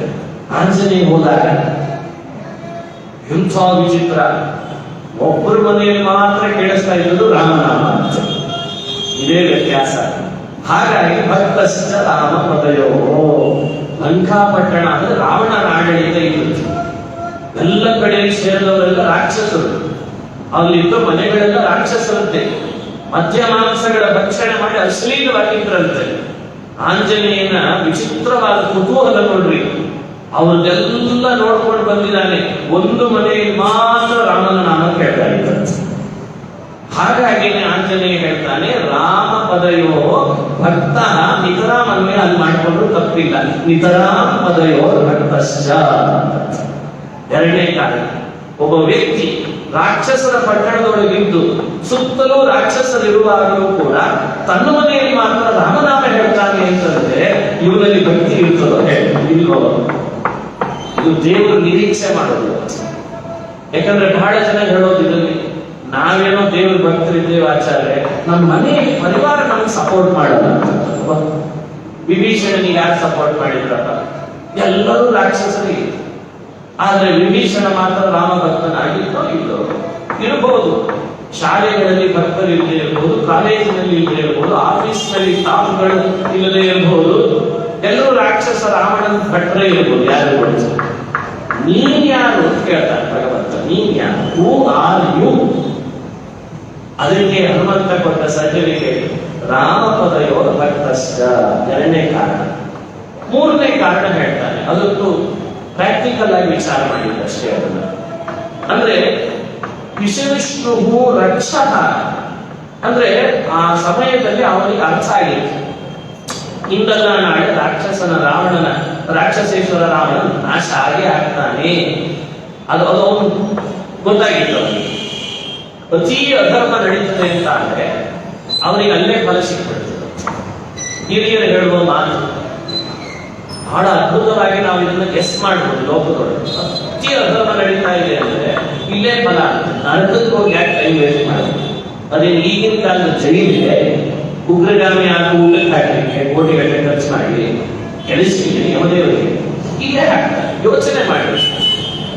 ಅದಕ್ಕೆ ರಾವಣ ಇಷ್ಟು ಮಟ್ಟಿಗೆ ಅಧರ್ಮ ಮಾಡ್ತಾ ಇದ್ದ, ಅದರಿಂದ ಅವನಿಗೆ ಫಲ ಇಲ್ಲೇ ಅಂತ ಗೊತ್ತಾಗಿತ್ತು. ಇನ್ನೇನು ನಾಶ ಇಲ್ಲೇ ಆಗ್ಬಿಡ್ತಾನ, ಸಾಯ್ತಾನೆ ಅಂತ ಗೊತ್ತಾಗಿತ್ತು ಅವನಿಗೆ. ಇದನ್ನ ತೀರ್ಮಾನ ಮಾಡಿದ್ದಾರೆ ವಿಭೀಷಣ. ಮೇಲಾಗಿ ಅವನಿಗೊಂದು ಆಸೆ ಇತ್ತು, ರಾಕ್ಷಸರ ಯಜಮಾನ ನಾನಾಗಬೇಕು, ರಾಜ್ಯದ ಉಪಭೋಗದ ಆಸೆ. ನೋಡಿ, ಈಗೆಲ್ಲ ಇವ ಮತ್ತೆ ನನಗೆ ವಿರೋಧ ಮಾಡಲ್ಲ ಅನ್ನಲಿಕ್ಕೆ ಕಾರಣ. ಇದನ್ನ ಆಂಜನೇಯ ಹೇಳ್ತಾರೆ. ಆಂಜನೇಯನ ಬಾಯಲ್ಲಿ ಒಬ್ಬ ವ್ಯಕ್ತಿಯ ಸರ್ಟಿಫಿಕೇಟ್ ಬರ್ತದೆ, ಕ್ಯಾರೆಕ್ಟರ್ ಸರ್ಟಿಫಿಕೇಟ್ ಅಂದ್ರೆ ಸುಲಭ ಅಲ್ಲ. ಉಳಿದು ಕಪಿಗಳದ್ದೆಲ್ಲ ಫೇಲ್ ಆಯ್ತು. ಆಂಜನೇಯ ಕೊಟ್ಟ ಸರ್ಟಿಫಿಕೇಟ್ ಇದೆ ಅಲ್ಲ, ಅದು ಪಾಸ್ ಆಯ್ತು. ಇದು ಲೋಕಕ್ಕೆ ರಾಮ ತಿಳಿಸ್ಬೇಕಾಗಿದೆ ಸಂದೇಶ ಏನು ಅಂದ್ರೆ, ಉಳಿದವರು ಏನ್ ನಿಮ್ಮ ಬಗ್ಗೆ ಹೇಳಿದ್ದಾರೆ, ನಾನು ನನ್ನ ಪರವಾಗಿ ಮಾಡ್ಕೊಳ್ಳಿಕ್ಕೆ ಅವ್ರದ್ದು ಯಾರದನ್ನು ಕೇಳಲ್ಲ. ಒಂದ್ ವೇಳೆ ನೀವೆಲ್ಲ ಹನುಮಂತನ ಬಾಯಲ್ಲಿ ನಿಮ್ಮ ಸರಿ ತರಿಸ್ಕೊಂಡು ಬಂದ್ರೆ ನನ್ನ ಪಕ್ಷಕ್ಕೆ ಸೇರಿಸ್ಕೊಳ್ತೇನೆ ಅಂತ ರಾಮ ಸಂದೇಶ ಕೊಡ್ತಾನೆ. ಎಷ್ಟು ಸಿಂಪಲ್ ಆಗಿ ತಿಳ್ಕೊಳ್ಳಿ ಬರ್ತದೆ. ನೀವೇ ವಿಚಾರ ಮಾಡಿ ರಾಮಾಯಣ ಪ್ರಸಂಗಗಳನ್ನ. ನಾವೇನ್ ಮಾಡ್ತಿದ್ದೇವೆ ಇವತ್ತು ಅಂದ್ರೆ, ಹನುಮಂತ ಒಬ್ಬನು ಬಿಟ್ಟು ಎಲ್ಲರ ಹತ್ರ ಸರ್ಟಿಫಿಕೇಟ್ ತಗೊಂಡು ಬರ್ತಾರೆ. ಎಲ್ಲ ಯೂನಿವರ್ಸಿಟಿ ಸರ್ಟಿಫಿಕೇಟ್ ತಗೊಂಡು ಬಂದ್ರು, ಅವ್ರು ಕೊಟ್ರು, ಇವ್ರು ಕೊಟ್ರು, ಎಲ್ಲ ಬೇರೆ ದೇಶಕ್ಕೆ ಹೋಗಿ ಬೇರೆ ತಗೊಂಡು ಬರ್ತಾ ಇದ್ದೇವೆ ಇವತ್ತು. ಆಂಜನೇಯ ಹುಟ್ಟಿದಂತಹ ಭಾರತದಲ್ಲಿ ಬಿಟ್ಟು ಎಲ್ಲ ಕಡೆ ತಗೊಂಡು ಬರ್ತಿದೆ. ಹಾಗಾಗಿ ಅದರ ಬೆಲೆ ಎಷ್ಟು ಅಂದ್ರೆ ಇಹಲೋಕದಲ್ಲಿ ಸರ್ಟಿಫಿಕೇಟ್ ತಗೊಂಡು ಇಹಲೋಕಕ್ಕೆ ಬೆಲೆ ಕೊಡ್ತಾ ಇದ್ದಾರೆ. ಅದರ ಬೆಲೆ ಇಷ್ಟೇ ನೆನಪಿಟ್ಟುಕೊಂಡು ಬೇರೆ ಕಡೆಯಲ್ಲಿ ಹೋಗಿ ದೇವಲೋಕದಲ್ಲಿ ಹೋಗಿ ನಾನು BA ಮಾಡಿದ್ದೇನೆ ಬೇಡಪ್ಪ, ನೀವು BA ಮಾಡ್ಕೊಂಡು ಕೆಳಗೆ ಹೋಗಂತ ನಮ್ಮ ಲೋಕಕ್ಕೆ ಯಾಕೆ ಬರ್ತೀವಿ? ಇಲ್ಲಿ ಬರಬೇಕಾದ್ರೆ ಸರ್ಟಿಫಿಕೇಟ್ ಬೇರೆ ಇದೆ. ಇದನ್ನ ರಾಮಾಯಣ ಎಷ್ಟು ಅದ್ಭುತವಾಗಿ ಕೊಡ್ತದೆ ನೋಡಿ. ರಾಮನ ಪಕ್ಷದಲ್ಲಿ ಶತ್ರು ಪಕ್ಷದಿಂದ ಬಂದು ಒಬ್ಬರು ಸೇರಿಸ್ಕೊಳ್ಬೇಕು, ಅಡ್ಮಿಷನ್ ಆಗ್ಬೇಕಾದ್ರೆ ಆಂಜನೇಯನ ಬಾಯಲ್ಲಿ ಒಂದು ಕ್ಲಾರಿಟಿ ಬೇಕು, ಸರ್ಟಿಫಿಕೇಟ್ ಬೇಕು ಅಂತ ಹೇಳ್ತಾರೆ. ಇದು ನಮಗೆ ಇವತ್ತು ತಿಳಿಸಿ.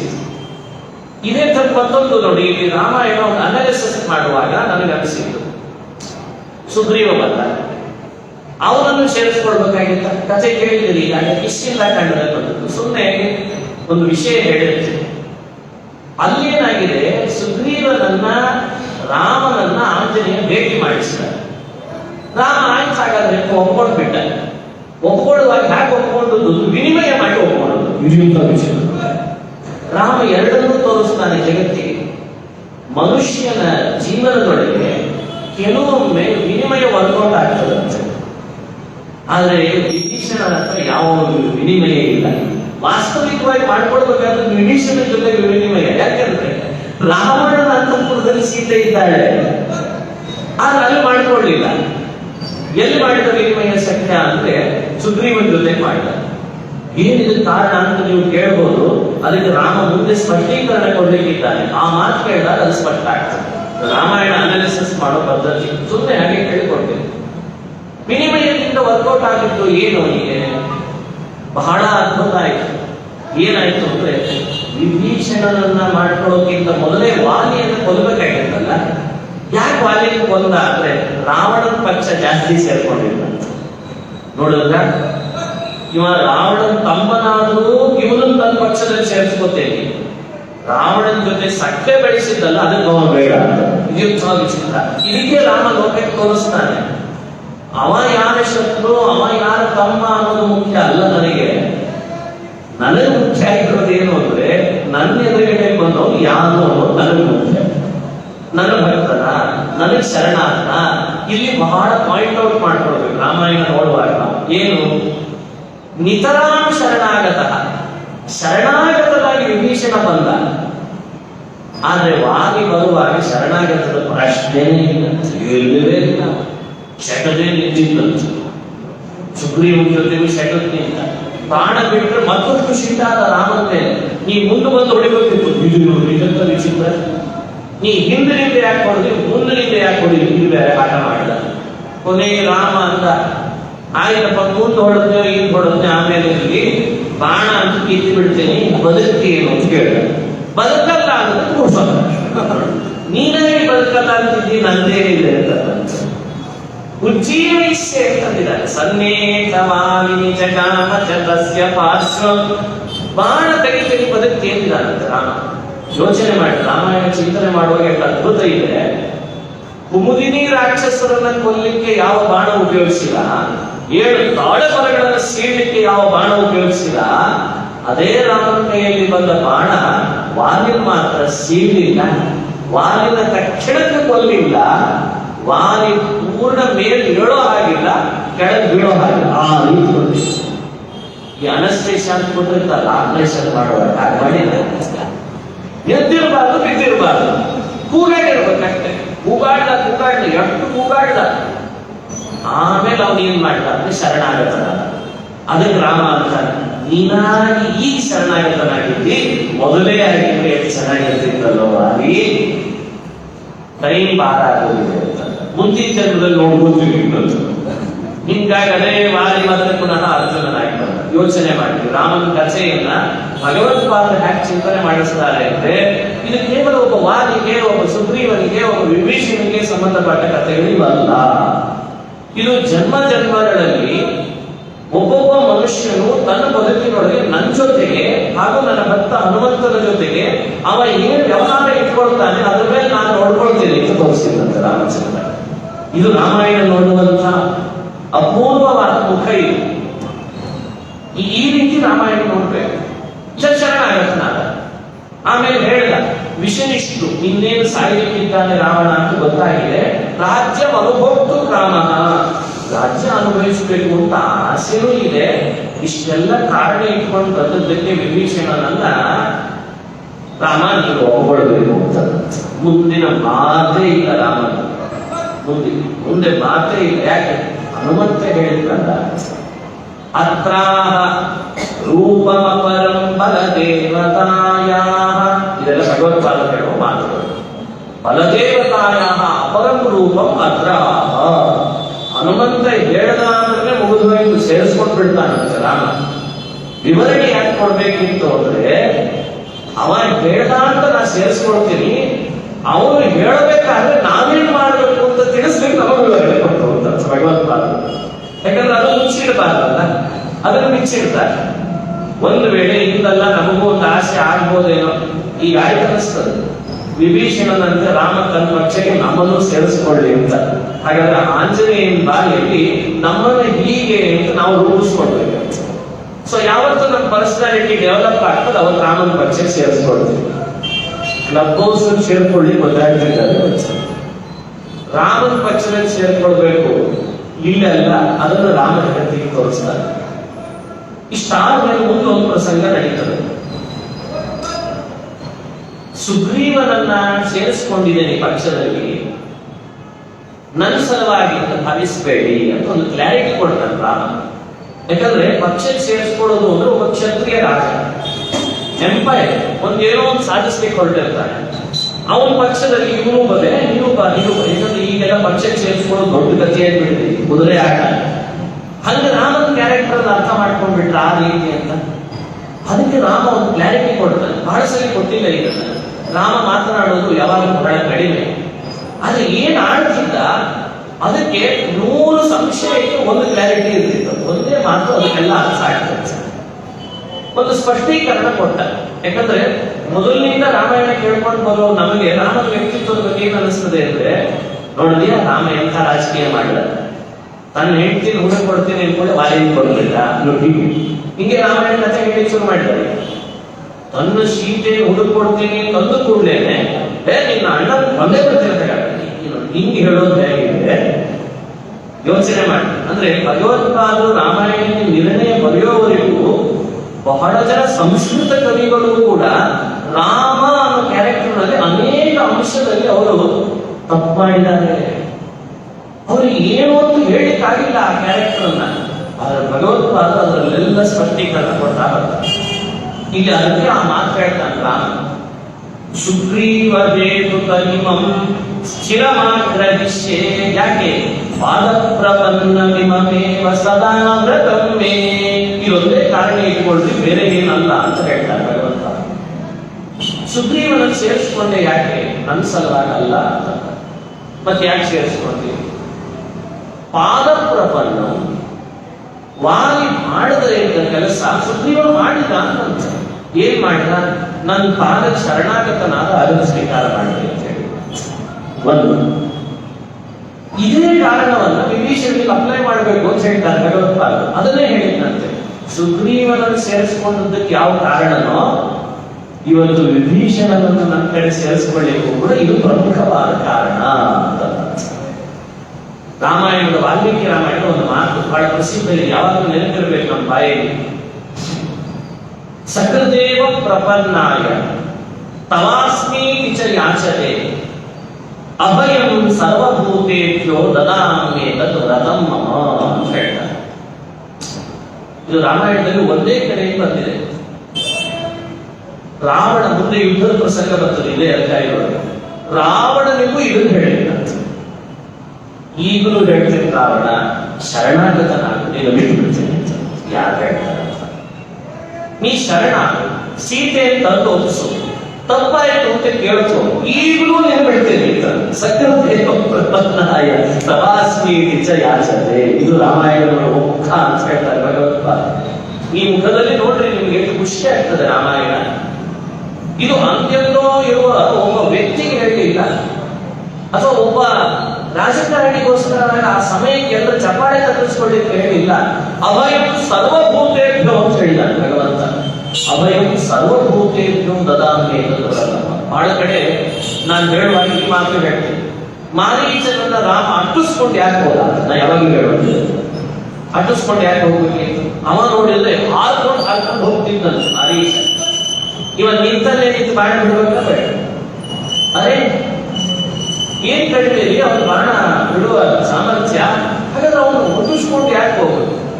ಅಷ್ಟು ಅಟ್ಟಿಸ್ಕೊಂಡು ಹೋಗೋದಕ್ಕೆ ತಾನೇ ಪಂಚವಟಿಯಲ್ಲಿ ಸೀತೆ ರಾವಣ ಕೈಗೆ ಸಿಗೋ ಹಾಗಾಗಿತ್ತು. ರಾವಣನಿಗೆ ಬಿಡುವಿದ್ದೆ ಕಡಿಮೆ ಅಭ್ಯಾಸ ಇದೆ, ಯಾಕೆ ಹೋದ ಅಟ್ಟಿಸ್ಕೊಂಡು ಅಂತ. ರಾಮನ ನಿರೀಕ್ಷೆ ಏನು ಅಂದ್ರೆ, ಜಿಂಕೆ ಪ್ರಾಣಿ ಇದಕ್ಕಿದ್ದಾಗ ಒಂದ್ಸಲಿ ತಿರುಗಿ ಶರಣ ಆಗ್ಬೋದಲ್ಲ ಅಂತ ನಿರೀಕ್ಷೆ ಅಂತ ನಾನು ಹೇಳ್ತಾ. ಅಂದ್ರೆ ಭಗವಂತನ ನಿರೀಕ್ಷೆ ಏನಿದೆ ನಮ್ಮ ಬಗ್ಗೆ ಅಂತಂದ್ರೆ, ನಾನು ಹಿಂದೆ ಬರ್ತೀನಿ, ಇಂದಲ್ಲ ನಾಳೆ ನೀ ಮಾಡೋ ತಪ್ಪನ್ನೆಲ್ಲ ದೂರ ಸರಿಸಿ ಸರ್ವ ಧರ್ಮಾನ್ ಪರಿತ್ಯಜ್ಯ ಮಾಮೇಕಂ ಶರಣಂ, ಈಗಲಾದ್ರೂ ಬರ್ತೀಯ ನೋಡೋಣ ಅಂತ. ಅದಕ್ಕೆ ರಾಮ ತಪ್ಪಿತಸ್ಥರನ್ನು ಅಟ್ಟಿಸ್ಕೊಂಡು ಬರ್ತಾನಂತೆ. ಇಂಥ ಕರುಣಾಮೂರ್ತಿ ಜಗತ್ತಿನಲ್ಲಿ ಯಾರಿದ್ದಾರೆ? ಇದು ರಾಮನ ಕ್ಯಾರೆಕ್ಟರ್. ಅವನಿಗೆ ಯಾರಿಂದ ಏನಾಗಬೇಕಾಗಿಲ್ಲ. ಆದ್ರೆ ತಪ್ಪಿ ಮಾರೀಚ ಒಂದು ವೇಳೆ ಹಿಂತಿರುಗಿ ಜಿಂಕೆ ಶರಣಾದ್ರೆ ನನ್ನ ಬಾಣ ಬಿಡಬೇಡ ಅಂತ ಅಂದ್ರೆ, ಸರಿ ಬಿಡೋದನ್ನು ಎತ್ಕೊಂಡು ಸೀತೆ ಕೈ ಕೊಟ್ಟು ಅಯೋಧ್ಯೆ ತಗೊಂಡು ಹೋದ್ರಾಯ್ತು ಅಂತ ಅನ್ಕೊಂಡಿದ್ದ. ಯೋಚನೆ ಮಾಡಿದ್ರೆ ರಾಮಾಯಣ ಎಷ್ಟು ಮುಖದಿಂದ ನಮಗೆ ಅನುಸಂಧಾನ ಮಾಡುತ್ತದೆ. ಇದು ದೇವರು ಲೋಕಕ್ಕೆ ಕೊಡುವಾಗ ಅಭಯಂ ಸರ್ವಭೂತೇಭ್ಯೋ ದದಾಮಿ ತದ್ವ್ರತಂ ಮಮ. ಬರೀ ಭೂತ ಶಬ್ದ ಹಾಕಿದ್ದಾರೆ. ಭೂತ ಶಬ್ದ ಎಷ್ಟು ಸೂಕ್ಷ್ಮ ಇದೆ ನೋಡ್ರಿ, ಅರ್ಥ ಮಾಡಿಕೊಳ್ಳುವ ಚಿಂತನೆ. ಎಲ್ಲ ಜೀವ ಜಂತುಗಳಿಗೂ ಕೂಡ ನನಗೆ ಶರಣಾಗಿದೆ, ನನ್ನ ಪಾದಕ್ಕೆ ಶರಣ ಬಂದಿದ್ದಾನೆ ಅಂತ ಮುಗಿದೋಯ್ತು, ನಾನು ಅಭಯ ಕೊಡೋದೇ ಅಂತ. ನಾವು ಶರಣ ಒಂದ್ಸಲಿಗೂ ಹೋಗಲ್ಲ ಅಂತ ನಾನು ಮಠ ಮಾಡಿದ್ರೆ, ದೇವರಂತಾನೆ ಒಂದ್ಸಲಿ ಶರಣ ಬಾರೋ ನಾನು ಅಭಯ ಕೊಡ್ತೀನಿ ಅಂತಾನೆ. ಇದೇ ನಮಗೂ ಅವನಿಗೂ ವ್ಯತ್ಯಾಸ. ಎಂಥ ವಿಚಿತ್ರ! ಇದು ರಾಮಾಯಣದಲ್ಲಿ ಈ ಪ್ರಸಂಗವನ್ನು ಚಿಂತನೆ ಮಾಡೋ ಪದ್ಧತಿ. ಇದನ್ನ ರಾಮಾಯಣದ ಮಾತಿನಂತೆ ನೋಡಿದ್ವಿ. ಭಗವತ್ಪಾದ ಹೇಳ್ತಾರೆ, ಪಾದ ಪ್ರಪನ್ನ ಮೀನತೆ ಅಂತ ಪಾದ ಪ್ರಪನ್ನ ಶಬ್ದ ಹಾಕಿದ್ದಾರೆ. ಇವನು ಶರಣ ಬಂದಲ್ಲ, ಸಾಕು ನಾನು ಇವನ್ನ ಸೇರಿಸ್ಕೊಳ್ತೇನೆ. ಹಾಗಾದ್ರೆ ಇದು ಒಂದು ರೀತಿ ಲೋಕಕ್ಕೆ ತಪ್ಪ ಅರ್ಥ ಕೊಡಲ್ವೇ? ಶರಣು ಬರೋದು ಬಹಳ ಇವತ್ತು, ಹಾಗಾಗಿ ತಪ್ಪ ಅರ್ಥ ಕೊಡಲ್ವೇ? ನಾವು ಇವತ್ತು ಶರಣ ಬಂದವರನ್ನು ಸೇರಿಸ್ಕೊಂಡ್ರೆ ತಪ್ಪಿ ಎಷ್ಟು ರಾಜ ಮಹಾರಾಜರ ಕಥೆ ಆಗೋಗಿದೆ ಗೊತ್ತೇ? ಬೇರೆ ಬೇರೆ ದೇಶದ ಕಥೆಗಳೆಲ್ಲ ನೋಡ್ಬೇಕು, ಬೇರೆ ಬೇರೆ ಭಾಷೆಗಳಲ್ಲಿ. ಅಲ್ಲೆಲ್ಲ ಏನ್ ಮಾಡ್ತಾರೆ ಅಂದ್ರೆ ಜಾಸೂಸ್ ಅಂತ ಕರೀತಾರೆ, ಜಾಸೂಸಿ ಅಂತ ಕರೀತಾರೆ. ಕೆಲವು ಇತಿಹಾಸಗಳನ್ನು ಓದಿದ್ರೆ ರೋಮಾಂಚನ ಆಗ್ತದೆ. ಪರಿಪೂರ್ಣ ಶರಣಾಗಿರ್ತಾರೆ, ಆಮೇಲೆ ಅವರೇ ಇವರಿಗೆ ಬೆನ್ನಿ ಚೂರಿ ಆಗಿರ್ತಾರೆ. ಆ ಇತಿಹಾಸ ಬೇಡ, ಯಾಕಂದ್ರೆ ನಡೀತಾ ಇರೋದು ರಾಮಾಯಣದ ಕಥೆ. ಸುಮ್ಮನೆ ನೆನಪಿಸಿದೆ, ಅನೇಕ ದೇಶಗಳಲ್ಲಿ ಎಲ್ಲಾ ರಾಜರ ಕಥೆಗಳಲ್ಲಿ ತುಂಬಾ ದೊಡ್ಡ ಪರಾಕ್ರಮಿ ರಾಜ, ಕೊನೆಗೆ ಅವನ ಅಂತ್ಯ ಹೆಂಗ್ ಕಾಣ್ತಾ ಇರೋದೇನೋ ನೀವು ನೋಡಿರ್ತೀವಿ. ಒಬ್ಬ ಜಾಸೂಸ್ ಕೆಲಸ ಮಾಡಿರ್ತಾನೆ, ಅವನೇ ಚೂರಿ ಇಂಥವೆಲ್ಲ ನಡೀತ. ಹಂಗೆ ರಾಮ ಒಬ್ಬ ರಾಜನಾಗಿ ಲೋಕಕ್ಕೆ ಶರಣು ಬಂದವರನ್ನೆಲ್ಲ ತಾನು ಸೇರಿಸ್ಕೊಳ್ತೀನಿ, ಅವರಿಗೆ ಅಭಯ ಕೊಡ್ತೀನಿ ಅನ್ನೋ ವ್ಯವಸ್ಥೆ ಇಟ್ಕೊಂಡು ಬಿಟ್ರೆ, ಒಂದು ವೇಳೆ ಎಲ್ಲರೂ ಮಾಡ್ಲಿಕ್ಕೆ ಹೋದ್ರೆ ಅವ್ರ ಬೆನ್ನಿ ಚೂರಿ ಹಾಕಿದಾಗ ಆಗ್ಬೋದೇನೋ. ಅದಕ್ಕೊಂದು ಮಾತು ಹೇಳ್ತಾನೆ ರಾಮ, ಶರಣು ಬಂದವನನ್ನು ಸೇರಿಸ್ಕೊಳ್ತೀನಿ ಅನ್ನೋದು ನನ್ನ ವ್ಯಕ್ತಿತ್ವದಲ್ಲಿ ಸರಿಯೇ. ಆದ್ರೆ ಲೋಕಕ್ಕೊಂದು ಮಾತು ಹೇಳ್ತಾನೆ, ನನಗೆ ಇದು ಯಾಕೆ ಶೋಭಿಸ್ತದೆ ಅಂದ್ರೆ, ಸಬ್ರಹ್ಮಕಾಸುರಗಣ ಸವದೈತ್ಯವತ್ಯಾಹ ಸರ್ವೇ ಸಮೇತ್ಯ ಚ ಮದಂಗುಲಿ ಚಾಲನೇತಿ. ಇದು ನನ್ನ ವಿಷಯದಲ್ಲಿ ಸರಿ. ಬ್ರಹ್ಮದೇವರಿಂದ ಆರಂಭ ಮಾಡಿ ನರದೇವ ದೈತ್ಯರೆಲ್ಲರೂ ಸೇರಿಕೊಂಡು ಒಟ್ಟಿಗೆ ಬಂದರೂ ಕೂಡ ನನ್ನ ಬೆರಳಡಿಗೆ ಆಗಲ್ಲ ಅಂತ ನೋಡಿ ಕವಿಗಳಿಗೆ ಹೇಳಿದ ಮಾತು. ಮದಂಗುಲಿ ಚಾಲನೇತಿ ಸರ್ವೇ ಸಮೇತ್ಯ, ಪೃಥಕ್ ಬೇಡಬೇಕಂದ್ರೆ ಎಲ್ಲರೂ ಒಟ್ಟಿಗೆ ಸೇರ್ಕೊಂಡು ಬಂದು ರಾಮನ ಬೆರಳು ಅಡಿಗಾಡಿಸ್ತೇನೆ ಎಂದು ಹೋದ್ರೂ ಸಾಧ್ಯ ಇಲ್ಲ. ನೇಷಾಭಯಂ ನ ಮಮ ರಾತ್ರಿ ಚರಾದ ಮುಷ್ಮಾತ್. ಈ ರಾವಣನಿಂದಾಗಲಿ, ರಾವಣನ ತಮ್ಮ ಈ ವಿಭೀಷಣನಿಂದಾಗಲಿ ನನಗೇನು ಭಯ ಇಲ್ಲ ಅಂತ. ನನಗೇನು ಭಯ ಇಲ್ಲ, ಗಡ್ಸ್ ಅಂತಾರೆ. ಅದಕ್ಕೆ ರಾಮನಲ್ಲಿ ಎಲ್ಲಾ ಕವಿಗಳು ಯಾಕೆ ಹೊಗಳುತ್ತಾರೆ ಅಂದ್ರೆ, ಧೀರೋದಾತ್ತ ನಾಯಕ ಅಂತ ಕರೀತಾರೆ. ಧೀರೋದಾತ್ತ ನಾಯಕ ಅಂದ್ರೆ ಬಣ್ಣದಲ್ಲಿ ಅಲ್ಲ, ಕೆಲವು ನಮ್ಗೆ ಗೊತ್ತಿರೋ ಒಳಗೆ ಇರಲಿಲ್ಲ, ಡೈಲಾಗ್ ಚೆನ್ನಾಗಿ ಕಟ್ ಮಾಡಿರ್ತಾರೆ. ರಾಮ ಆ ಥರ ಅಲ್ಲ, ಒಳಗೆ ಏನಿದೆ ಒಂದು ಸ್ಟೆಮಿನಾ ಅದನ್ನು ಹೇಳ್ಕೊಡ್ತಿದ್ದಂತೆ. ಇವತ್ತು ಲೋಕದಲ್ಲಿ ಏನು ವ್ಯತ್ಯಾಸ ಆಗಿದೆ ಅಂದ್ರೆ ಒಳಗೆ ಏನಿಲ್ಲ ಅದನ್ನೆಲ್ಲ ಹೇಳ್ಕೊಂಡಿರ್ತಾರೆ. ಅದು ಆತ್ಮ ಪ್ರಶಂಸೆ, ಅದನ್ನು ನಿಷೇಧ ಮಾಡಿದೆ ಶಾಸ್ತ್ರ. ನಿನ್ನ ಹತ್ರ ಏನಿಲ್ಲ ಅದನ್ನ ನೀವು ಹೇಳ್ಕೊಳ್ಬೇಡ, ಆದ್ರೆ ಏನದ ಅದನ್ನು ಹೇಳ್ಕೊಂಡ್ರೆ ಅದು ದೋಷ ಆಗಲ್ಲ. ಯೋಚನೆ ಮಾಡಿ, ನಮ್ಮ ಶಾಸ್ತ್ರಗಳಿಗೆ ಪ್ರಾಕ್ಟಿಕಲ್ ಆಗಿತ್ತು ಅಂತ ಹೇಳ್ತಾರೆ. ಆತ್ಮ ಪ್ರಶಂಸೆಯನ್ನು ಶಾಸ್ತ್ರಗಳು ನಿಂದಿಸ್ತಾರೆ. ದೇವರು ಎಷ್ಟು ಕಡೆ ಮಾಡ್ಕೊಂಡಿದ್ರಲ್ಲ, ಇಡೀ ಭಗವದ್ಗೀತೆಯನ್ನು ತಂದೆ ಪ್ರಶಂಸೆ, ನಾನೇ ಸೃಷ್ಟಿಕರ್ತ, ನಾನೇ ಸ್ಥಿತಿಕರ್ತ, ನಾನೇ ಎಲ್ಲ ತಂದೆ ಹೇಳ್ತಾನೆ. ಎಲ್ಲ ಕಡೆ ನೋಡ್ರಿ, ಎಲ್ಲ ತಂದೆ ಪ್ರಶಂಸೆ. ಅರೆ ಆತ್ಮ ಪ್ರಶಂಸೆ ದೋಷ ಅಂತ ಆದ್ರೆ ದೇವರಿಗೆ ಬರಲ್ಲೇ.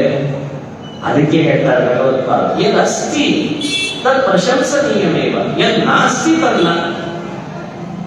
ಯಾವ ಪ್ರಶಂಸೆಗೆ ಆಸ್ಪದ ಏನದ ಅದನ್ನ ನೇರವಾಗಿ ನಿನ್ನನ್ನು ಸ್ಟಡಿ ಮಾಡಿ ಹೇಳ್ಕೋ, ಅದು ದೋಷ ಅಂತ.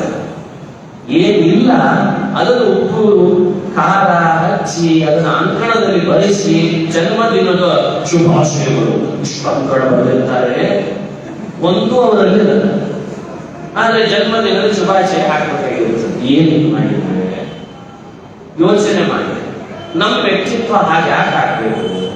ಇದೇನ್ ಮಾಸ್ನಲ್ಲಿ ನಾವು ಕ್ರಿಯೇಟ್ ಮಾಡ್ತಿದ್ದೇವೆ ಜಗತ್ತಿನೊಳಗೆ, ಇದು ಹಾನಿಕರ. ಇದು ಸಮಾಜಕ್ಕೂ ಹಾನಿ. ಸಮಾಜ ನಮ್ಮನ್ನು ನೋಡುವ ದೃಷ್ಟಿ ಬದಲಾಗುವಂತಾಗ್ತದೆ, ಅವರನ್ನ ದಾರಿ ತಪ್ಪಿಸ್ಲಿಕ್ಕೆ ನಾವೇ ಹೊಣೆ ಆಗ್ತೇವೆ. ರಾಮ ಆತರ ಮಾಡಲೇ ಇಡೀ ರಾಮಾಯಣದೊಳಗೆ ರಾಮ ಎಲ್ಲೂ ತನ್ನ ಇಲ್ಲದೆ ಇರೋದನ್ನು ಹೇಳ್ಕೊಳ್ಳಿಲ್ಲ, ತನ್ನಲ್ಲಿ ಇಲ್ಲದೆ ಇರೋದನ್ನು ಹೇಳ್ಕೊಳ್ಳಿಲ್ಲ. ಅದು ಅವರ ವ್ಯಕ್ತಿತ್ವ. ಆದ್ರೆ ಏನದ ಅದಕ್ಕೂ ಕೂಡ ಯಾವಾಗಲೂ ಹೇಳ್ತಿರ್ಲಿಲ್ಲ, ಯಾವಾಗೋ ಒಮ್ಮೆ ಅದಕ್ಕೆ ಎಕ್ಸ್ಪೋಸ್ ಮಾಡಿಲ್ಲ. ಅದಕ್ಕೊಂದು 13 ಕಡೆ ಇದೆ. ಈ ಸದ್ಯಕ್ಕೆ ಇದು ಒಂದ್ಸಲಿ ಒಂದ್ ಕಡೆ ನೋಡ್ಕೊಳ್ಳಿ. ರಾಮ ಒಂದು ಕಡೆ ತನ್ನ ವ್ಯಕ್ತಿತ್ವವನ್ನು ಹೇಗೆ ಹೇಳ್ಕೊಂಡ ಅಂತಂದ್ರೆ, ನಾನು ಯಾರು, ನನ್ನ ಬೆರಳ ತುದಿಯನ್ನು ಕೂಡ ಅಳಿಯಾಡಿಸಲಿಕ್ಕೆ ಸಾಧ್ಯ ಇಲ್ಲ. ಈ ಮಾತನ್ನ ನಾನು ಯಾವಾಗಲೂ ಅನಾಲಿಸಿಸ್ ಮಾಡುವಾಗ ಹೇಳ್ತಿರ್ತೀನಿ. ಸುಗ್ರೀವನಿಗೆ ಹೇಳ್ಬೋದಾಗಿತ್ತಲ್ಲ ಸುಗ್ರೀವನಿಗೆ, ನೀ ಸುಮ್ಮನೆ ನನ್ನ ಪರೀಕ್ಷೆ ಮಾಡ್ಲಿಕ್ಕೆ ಹೋಗ್ಬೇಡ, ನಾನು ಬಾಣ ತೆಗೆದು ಬಿಲ್ಲಿ ಕೂಡಿ ಆ 7 ತಾಳೆ ಮರಗಳನ್ನು ಅದು ಸಿಗ್ದಾಗಿದ್ದು ಬಾಳೆ ಮರ ಒಂದಿಲ್ಲಿ ಒಂದಲ್ಲಿ ಇತ್ತು, ಅದಕ್ಕೆ ಬಾಣ ಬಿಟ್ಟು ಅದನ್ನು ಸೀಳಿದ ಮೇಲೆ ಆ ಸುಗ್ರೀವನಿಗೆ ಒಬ್ಬ ವ್ಯಕ್ತಿಗೆ ತನ್ನ ವ್ಯಕ್ತಿತ್ವದ ನಂಬಿಕೆ ಹುಟ್ಟಬೇಕು ಅಂತ ಬಾಣ ಪ್ರಯೋಗ ಮಾಡಬೇಕೆ? ಅಲ್ಲಿ ಹಾಗೆ ಮಾಡಿದ, ಇಲ್ಲಿ ನೋಡಿದ್ರೆ ಬೇರೆ ರೀತಿ ಮಾಡಿದ. ಇದನ್ನೆಲ್ಲ ನೀವು ಚಿಂತನೆ ಮಾಡಿ ಗೊತ್ತಾಗ್ತದೆ ರಾಮಾಯಣದ ಒಂದೊಂದು ಪ್ರಸಂಗಗಳು. ಇಲ್ಲಿ ಮಾಡುವಾಗ ಏನ್ ಮಾಡಿಬಿಟ್ಟ, ಸ್ವತಃ ತಾನೇ ತಾಯಿ ಬಿಟ್ಟು ಹೇಳಿದ, ನಾನು ಯಾರು ಅಂತ ತಿಳಿದಿದೆಯೋ ಬ್ರಹ್ಮಾದಿ ದೇವತೆಗಳು ಒಟ್ಟು ಸೇರಿ ಬರಲಿ, ಮನುಷ್ಯರು ಬರಲಿ, ದೈತ್ಯರು ಬರಲಿ, ಉರಗಗಳು ಬರಲಿ, ನನ್ನ ಬೆರಳನ್ನು ಅಳಿಯಾಡಿಸಲಿಕ್ಕೆ ಸಾಧ್ಯ ಇಲ್ಲ ಅನ್ಸಂತ. ನನಗೇನ ರಾಕ್ಷಸ ವಿಭೀಷಣನಿಗೆ ಭಯ ಇಲ್ಲ ಅಂತ, ಭಯ ಇಲ್ಲ, ಬೆರಳಳಿಯಾಡಿಸ್ಲಿಕ್ಕೆ ಆಗಲ್ಲ. ಹಾಗಾದ್ರೆ ವಿಭೀಷಣನನ್ನು ಪಕ್ಷಕ್ಕೆ ಸೇರಿಸಿಕೊಳ್ಳೋ ನಾಟಕ ಮಾಡಿದ್ಯಾ ಹೇಳ್ತಾರೆ, ಬಿಟ್ಬಿಡು ಹೇಳಬಹುದಲ್ಲ. ಅದಕ್ಕೆ ನಾನು ಹೇಳಿದೆ ಪಕ್ಷಕ್ಕೆ ಸೇರಿಸ್ಕೊಳ್ಬೇಕಾಗೆ. ಶುದ್ಧ ಸ್ವಭಾವ ಇತಿ ಚೇ ಶುದ್ಧ ಸ್ವಭಾವ ಇತಿ ಚ ಏಕಂ ಅಹಂ ವಿಜಾನೆ ಅಂತ ಹೇಳಿದ್ದಾರೆ. ಈ ಏನ್ ಕ್ಯಾರೆಕ್ಟರ್ ಇದೆ ಎದುರುಗಡೆ ಬಂದು ನಿಂತಿದ್ದಾನಲ್ಲ ವಿಭೀಷಣ, ಇವನ ಅಪ್ಪ ಅಮ್ಮ ಅಣ್ಣ ತಮ್ಮ ಇದೆಲ್ಲ ಒಂದಂತೆ. ಒಂದು ದೈವ ನಮ್ಮನ್ನ ತನ್ನ ಬಳಿ ಸೇರಿಸ್ಕೊಳ್ಬೇಕಾದ್ರೆ ಅದು ನಿರೀಕ್ಷೆ ಮಾಡೋದೇನು ಅಂದ್ರೆ ಶುದ್ಧ ಸ್ವಭಾವ ಅಂತ ಹೇಳಿದ್ದಾರೆ. ಅಂದ್ರೆ ಈ ಯಾರ ಮಗ, ಯಾರ ತಮ್ಮ, ಯಾರ ಅಣ್ಣ, ಇದು ನಾನೇನ್ ಮಾಡಲಿ? ಯಾಕೆಂದ್ರೆ ನಾನು ಇರೋದೇ ಬೇರೆ, ನನ್ನ ವ್ಯಕ್ತಿತ್ವನೇ ಬೇರೆ. ಆದ್ರೆ ನೀನು ನನ್ನವನ ಕಲಿಸ್ಕೊಳ್ಳುವ ಆಸೆ ನಿನಗಿದ್ರೆ ನಿನ್ನ ಕ್ಯಾರೆಕ್ಟರ್ ನಲ್ಲಿ ಶುದ್ಧ ಸ್ವಭಾವ. ಈ ಒಂದು ಶುದ್ಧ ಸ್ವಭಾವ ಶಬ್ದಕ್ಕೆ ಎಷ್ಟು ಅರ್ಥ ಇದೆ, ಎಷ್ಟು ಅದ್ಭುತವಾಗಿದೆ ಆ ಶಬ್ದ, ಅದನ್ನು ರಾಮ ಹೇಳ್ದ. ಇದನ್ನು ಗಮನಿಸ್ಬೇಕು ನಾವು. ಮುಂದುವರೆದ ಕಥಾ ಭಾಗ ಬಹಳ ವಿಸ್ತಾರವಾಯಿತು. ಈ ಮಾತನ್ನು ಹೇಳಿ ಲೋಕಕ್ಕೆ ಭಗವಂತ ಮಿಸ್ಲೈಡ್ ಮಾಡಲಿಲ್ಲ. ಏನು ಅಂದ್ರೆ ಯಾವ್ಯಾವ ರಾಜರು ತಮ್ಮ ಪಕ್ಷಕ್ಕೆ ಇನ್ಯಾರನ್ನಾದ್ರೂ ಸೇರಿಸ್ಕೊಳ್ಬೇಕಾದ್ರೆ ಅವರು ಶುದ್ಧ ಸ್ವಭಾವ ತಿಳುವಳಿಕೆ ಆದ್ರೆ ಸೇರಿಸ್ಕೊಳ್ಳಿ, ಬೇಡ್ರಿ ಅಂತ ಅದಕ್ಕೆ ಉತ್ತರ ಕೊಟ್ಟಾಗಾಯ್ತದೆ. ಸ್ವಭಾವ ಶುದ್ಧಿಯನ್ನು ಮನುಷ್ಯ ಯಾವಾಗಲೂ ಕೂಡ ಸ್ಪಷ್ಟವಾಗಿ ತಿಳ್ಕೊಳ್ಬೇಕಂತ. ಇದು ಹೋರಾಟ ನಡೆದಿದೆ ಸಾವಿರಾರು ವರ್ಷದಿಂದ. ಎಲ್ರಿಗೂ ಆ ಕಣ್ಣು ಇಲ್ಲ, ಎಲ್ಲರೂ ಅದನ್ನು ತಿಳ್ಕೊಳ್ಳಿಕ್ಕೆ ಆಗ್ತಾರೆ. ಯಾಕಂದ್ರೆ ಅಲ್ಲಿ ಸ್ಕ್ಯಾನ್ ಮಷೀನ್ ಬಂದಿಲ್ಲ. ಈ ಬರೀ ಗಂಡು ಹೆಣ್ಣು ಅಂತ ನೋಡ್ಬೋದಾಗಿ, ಗರ್ಭಿಣಿ ಸ್ತ್ರೀಯರಲ್ಲಿ ಗಂಡು ಹುಟ್ಟುತ್ತದೋ ಹೆಣ್ಣು ಹುಟ್ಟುತ್ತದೋ ನೋಡ್ಬೋದು. ಹುಟ್ಟೋ ಗಂಡು ಮೋಕ್ಷಕ್ಕೆ ಹೋಗುವನು ಇಲ್ಲೋ ಅಂತ ಹೇಳ್ತಾರೆ. ಏನಿಲ್ಲ ಅದನ್ನೆಲ್ಲ ಟೆಸ್ಟ್ ಮಾಡಿದ್ದಾರೆ. ಕರೋನಾಕ್ಕೆ ಮಾಡಿಲ್ಲ. ಇನ್ನು ಯೋಚನೆ ಮಾಡಿ ಎಷ್ಟು ಮುಂದುವರೆದೇವೆ ಅನ್ನೋ ವಿಜ್ಞಾನ ಎಷ್ಟು ಹಿಂದದ. ಆದ್ರೆ ಹಿರಿಯರು ಶಾಸ್ತ್ರಗಳು ಆಧ್ಯಾತ್ಮಿಕ ನಮ್ಮ ವ್ಯವಸ್ಥಿತವಾದ ಗ್ರಂಥಗಳು ಏನ್ ಮಾಡಿದ್ದಾರೆ ಅಂದ್ರೆ, ಪ್ರತಿಯೊಬ್ಬ ವ್ಯಕ್ತಿಯ ಒಳಗಿರುವಂತ ಅವನದೇ ಆದ ಕೆಪಾಸಿಟಿ ಅಂಡ್ ಕೆಪಬಿಲಿಟಿಯನ್ನ ಇದು ಹೀಗೆ ಅಂತ ವ್ಯವಸ್ಥಿತವಾಗಿ ಹೇಳ್ಕೊಡ್ತಾರೆ. ಅದನ್ನು ಓದೋ ಅಭ್ಯಾಸ ಮಾಡ್ಬೇಕು ನಾವು. ನಿಮ್ಗೆ ಆಶ್ಚರ್ಯ ಆಗ್ತದೆ, ನಾವೇ ನಮ್ಮ ಸ್ವಭಾವ ಏನು ಅಂತ ತಿಳ್ಕೊಳ್ಳಿಕ್ಕೆ ಈ ಗ್ರಂಥಗಳ ನಿಧಾನ ಓದ್ತಾ ಹೋದ್ರೆ ಎಲ್ಲೋ ಒಂದ್ ಕಡೆಯಿಂದ ನಮ್ಗೇನು ಅಂತ ಗೊತ್ತಾಗುತ್ತೆ. ನಾವು ಇಷ್ಟೊಂದು ಗೊತ್ತಾಗುತ್ತೆ. ನಾವು ಅದನ್ನು ಮಾಡಲ್ಲ, ನಮ್ಮ ಸ್ವಭಾವ ಏನು ಅಂತ ಗೊತ್ತಾಗುತ್ತೆ. ಇದೇ ಸಮಸ್ಯೆ. ಇದನ್ನೆಲ್ಲ ಹೇಳ್ಕೊಡ್ತದೆ ನಮ್ಮ ಶಾಸ್ತ್ರಗಳು. ರಾಮ ಅದಕ್ಕೆ ತಾನನ್ನು ಆಚೆ ಶುದ್ಧ ಸ್ವಭಾವ. ನಾನು ಯಾವಾಗಲೂ ಈ ಮಾತನ್ನು ನೆನಪಿಸ್ಕೊತಿರ್ತೀನಿ. ರಾಮನೇ ಕೃಷ್ಣ, ರಾಮನೇ ವೇದವ್ಯಾಸ. ಅವನಿಗೆ ನಮ್ಮ ಸ್ವಭಾವ ಏನು ಅಂತ ಚೆನ್ನಾಗಿ ಗೊತ್ತಿರ್ತದೆ. ಅವ ಮಾತ್ರ ತಿಳಿಯುವ. ಹಾಗಾಗಿ ಅವನು ಬಿಟ್ಟು ಯಾರಿಗೂ ಗೊತ್ತಾಗಲ್ಲ. ನಮಗೂ ಅದು ಗೊತ್ತಾಗಬೇಕಾದ್ರೆ ಅವನ ಮಾತುಗಳಲ್ಲೇ ಮುಳುಗಿದ್ರೆ ನಮ್ಗೆ ಗೊತ್ತಾಗ್ತದೆ. ಇವತ್ತು ಮಹಾಭಾರತ ನೋಡ್ತಾ ಹೋಗ್ಲೇಬೇಕಂದ್ರೆ ಆವಾಗ ಎಲ್ಲೋ ಒಂದ್ ಕಡೆ ನಾವ್ ಯಾರು ಅಂತ ತಿಳಿಸ್ಬಿಡ್ತಾರೆ ವೇದವ್ಯಾಸ. ನೋಡಪ್ಪ ನೀ ದುರ್ಯೋಧನ ಅಂತ ಗೊತ್ತಾಗ್ತದೆ. ಅಲ್ಲ, ಸುಮ್ಮನೆ ಹೇಳಿದ್ನ ಎದುರಿಗೆ ಮಹಾಭಾರತ ಓದೋದು ಬಿಟ್ಬಿಡ್ಬಾರ್ದು. ಭಗವದ್ಗೀತೆ ನೋಡ್ರಿ, ರಾಮಾಯಣ ನೋಡ್ರಿ, ಎಲ್ಲೋ ಒಂದ್ ಕಡೆಯಿಂದ ನಾವು ಅದ್ರೊಳಗೆ ಹೋದ್ರೆ ನಾವ್ ಯಾರು ಅಂತ ಸಹಜವಾಗಿ ನಾವು ವಾಲಿನ, ಸುಗ್ರೀವನ ಗೊತ್ತಾಗ್ತದೆ. ಸುಗ್ರೀವನ, ವಾಲಿನ, ಅಥವಾ ನಾವು ಜಟಾಯುನ ಯಾರು ಅಂತ ನಿಧಾನ ತಿಳಿಸ್ಬಿಡ್ತಾರೆ. ಹಾಗಾಗಿ ಇಡೀ ರಾಮಾಯಣ ಅದು ಕೇವಲ ಒಬ್ಬ ವ್ಯಕ್ತಿಯ ಕಥೆಯನ್ನು ಹೇಳಿಕೊಳ್ಳಿಕ್ಕೆ ಬಂದದ್ದಲ್ಲ, ಅಷ್ಟೇ ಉದ್ದೇಶ ಅಲ್ಲ. ಅದು ಅಲ್ಲಿರುವ ವ್ಯಕ್ತಿತ್ವದ ತಿಳುವಳಿಕೆಯನ್ನು ಮಾಡಿಸ್ಲಿಕ್ಕೆ ಬಂದಿದೆ. ಆ ವ್ಯಕ್ತಿತ್ವ ನಮ್ಮ ವ್ಯಕ್ತಿತ್ವಕ್ಕೆ ಎಲ್ಲೋ ಒಂದ್ ಕಡೆಯಿಂದ ಹೋಗ್ತಿರ್ತದೆ. ಇದನ್ನ ನಾವು ರಾಮಾಯಣದಿಂದ ಅನುಸಂಧಾನ ಮಾಡಬೇಕು. ಹಾಗಾಗಿ ವಿಭೀಷಣನ ಕಥೆ, ಸುಗ್ರೀವನ ಕಥೆ ಇಷ್ಟೊತ್ತಂದ್ರೆ ಯಾಕೆ ಇಷ್ಟು ವಿಸ್ತಾರವಾಗಿ ಹೇಳಿತು ಅಂದ್ರೆ, ಎಲ್ಲೋ ಒಂದ್ ಕಡೆಯಿಂದ ಆ ವ್ಯಕ್ತಿತ್ವ ಮುಂದೆ ಬರೋ ರಾಮಾಯಣ ಓದುವವರಿಗೆ ಓದುತ್ತಿದ್ರೆ ಅವರ ಸ್ವಭಾವ ರಾಮನಿಗೆ ಗೊತ್ತಾಗ್ತದೆ. ಅವರನ್ನು ತನ್ನ ಪಕ್ಷದವರನ್ನಾಗಿ ರಾಮ ಸೇರಿಸ್ಕೊಳ್ತಾನೆ ಅಂತ ಚಿಂತನೆ ಮಾಡಬೇಕು. ಇದು ರಾಮಾಯಣ ನೋಡೋ ಪದ್ಧತಿ. ಇದು ಅಲಂಕಾರ ಶಾಸ್ತ್ರದಲ್ಲಿ ಹೇಳ್ತಾರೆ. ಅನೇಕ ಅಲಂಕಾರಗಳಲ್ಲಿ ಅವರು ಮಾಡಿದ ವಿಚಿತ್ರ ಕೆಲಸ ಏನು ಅಂದ್ರೆ, ಅಲಂಕಾರ ಶಾಸ್ತ್ರದವರು ಮಾಡಿದ ವಿಚಿತ್ರ ಕೆಲಸ ಏನು ಅಂದ್ರೆ ತಾದಾತ್ಮ್ಯವನ್ನು ಬಹಳ ಹೆಚ್ಚು ಅವರು ಬಳಸ್ತಾರೆ. ಅಂದ್ರೆ ಒಂದೇನಾದ್ರೂ ನಟನೆ ನಡೀತಾ ಇದೆ ಅಂತಂದ್ರೆ, ಒಂದು ಪಾತ್ರದ ಚಿತ್ರಣ ನಡೀತಾ ಇದೆ ಅಂದ್ರೆ, ಆ ಪಾತ್ರದ ಚಿತ್ರಣ ನೋಡೋವನಿಗೆ, ಕೇಳೋವನಿಗೆ, ಆಸ್ವಾದಿಸೋನಿಗೆ ಎಲ್ಲೋ ಒಂದ್ ಕಡೆ ಅವನೇ ಅದು ಒಳಗೆ ಹೋಗಿ ಹೊರಗೆ ಬಂದಿರಬೇಕು. ಇದು ಅಲಂಕಾರ ಶಾಸ್ತ್ರದವರು ಭಾರಿ ಚೆನ್ನಾಗಿ ಕಂಡುಕೊಂಡ್ರು. ವೇದಾಂತಿಗಳಿಗೆ ಇದೆಲ್ಲ ಬೇಡವಾಗಿತ್ತು. ಅವರು ಹೊಡೆದಾಡ್ತಾ ಇದ್ರು. ಅಲಂಕಾರಿಕರು ಇದನ್ನು ಚೆನ್ನಾಗಿ ಬಳಸ್ಕೊಂಡು ಇವತ್ತು ಮಾಡಿಫೈ ಆಗಿ ಅದನ್ನೇ ಏನಾಗಿಬಿಟ್ಟು ದೂರದರ್ಶನ ಅಂತ ಹಾಕಿದ್ರು. ಅಂದ್ರೆ ಚಿತ್ರ ಪ್ರಪಂಚ ಒಂದು ನಡೀತಿದೆ ಅಂದ್ರೆ ರೀಲು ಎಲ್ಲೋ ಒಂದ್ ಕಡೆಯಿಂದ ನಾವೇ ಅದರೊಳಗೆ ಹೋಗಿ ವಾಪಸ್ ಬರಬೇಕು. ಹಂಗೆ ರಾಮಾಯಣ, ಮಹಾಭಾರತಗಳು ನಮ್ಮ ವ್ಯಕ್ತಿತ್ವವನ್ನು ಬದಲಾಯಿಸಿಕೊಳ್ಳಲಿಕ್ಕೆ, ಕೆಟ್ಟದ್ರಿಂದ ನಿವೃತ್ತಿ, ಒಳ್ಳೆಯದೊಂದು ಪ್ರವೃತ್ತಿಗೋಸ್ಕರವಾಗಿ ನಮ್ಮ ಒಳಗೆ ಪ್ರವೃತ್ತಿ ಮಾಡ್ತಾ ಇದ್ದಾರೆ. ಒಂದೇ ಅಂಶ ಎಷ್ಟು ಅರ್ಥಗರ್ಭಿತವಾಗಿದೆ ವಿಭೀಷಣದ್ದು. ನನಗೆ ಹೆದರಿಕೆ ಇಲ್ಲ, ಇವನು ಶುದ್ಧ ಸ್ವಭಾವದವನು, ನನ್ನ ಶಕ್ತಿ ಯಾರಿಗೂ ಇಲ್ಲ ಜಗತ್ತಿನೊಳಗೆ ಅಂತ ಹೇಳಿ ವಿಭೀಷಣನನ್ನ ಸ್ವೀಕರಿಸುತ್ತಾನೆ ರಾಮಚಂದ್ರ. ರಾಜ್ಯದಲ್ಲಿ ಅಭಿಷೇಕ ಮಾಡ್ತಾನೆ. ನೀನೇ ರಾಕ್ಷಸರ ಅಧಿಪತಿ ಅಂತ ಅಭಿಷೇಕ ಮಾಡ್ತಾನೆ. ರಾವಣನನ್ನ ರಾಮಚಂದ್ರ ತೃಣೋಪಮ ಹುಲ್ಲುಕಡ್ಡಿ ನೋಡ್ದಾಗ ನೋಡ್ತಾನೆ. ಹುಲ್ಲುಕಡ್ಡಿ ಇದು ರಾಮನ ವ್ಯಕ್ತಿತ್ವ. ಕಲ್ಪಾಂತ ಆಯುಷ್ಯ ಕೊಡ್ತಾನೆ, ಕಲ್ಪಾಂತ ಆಯುಷ್ಯ. ಆಮೇಲೆ ಕೊನೆಯ ಸದ್ಗತಿ ಕೊಡ್ತಾನೆ. ಏನೇನು ಕೊಡ್ತಾನೆ ಅಂತ ನೆನಪಿರ್ಬೇಕು. ಒಬ್ಬ ಜೀವ ದೇವರನ್ನ ಶರಣು ಹೋದರೆ ಅವನಿಗೆ ಏನೆಲ್ಲ ಸಿಗಬಹುದು ಅನ್ನೋದಕ್ಕೆ ವಿಭೀಷಣನ ನಿದರ್ಶನ. ನಾವೆಲ್ಲ ವಿಭೀಷಣನ ಸ್ಥಾನದಲ್ಲಿ ಇದ್ದೇವೆ ಕೇಳಿಕೊಳ್ಳಿ.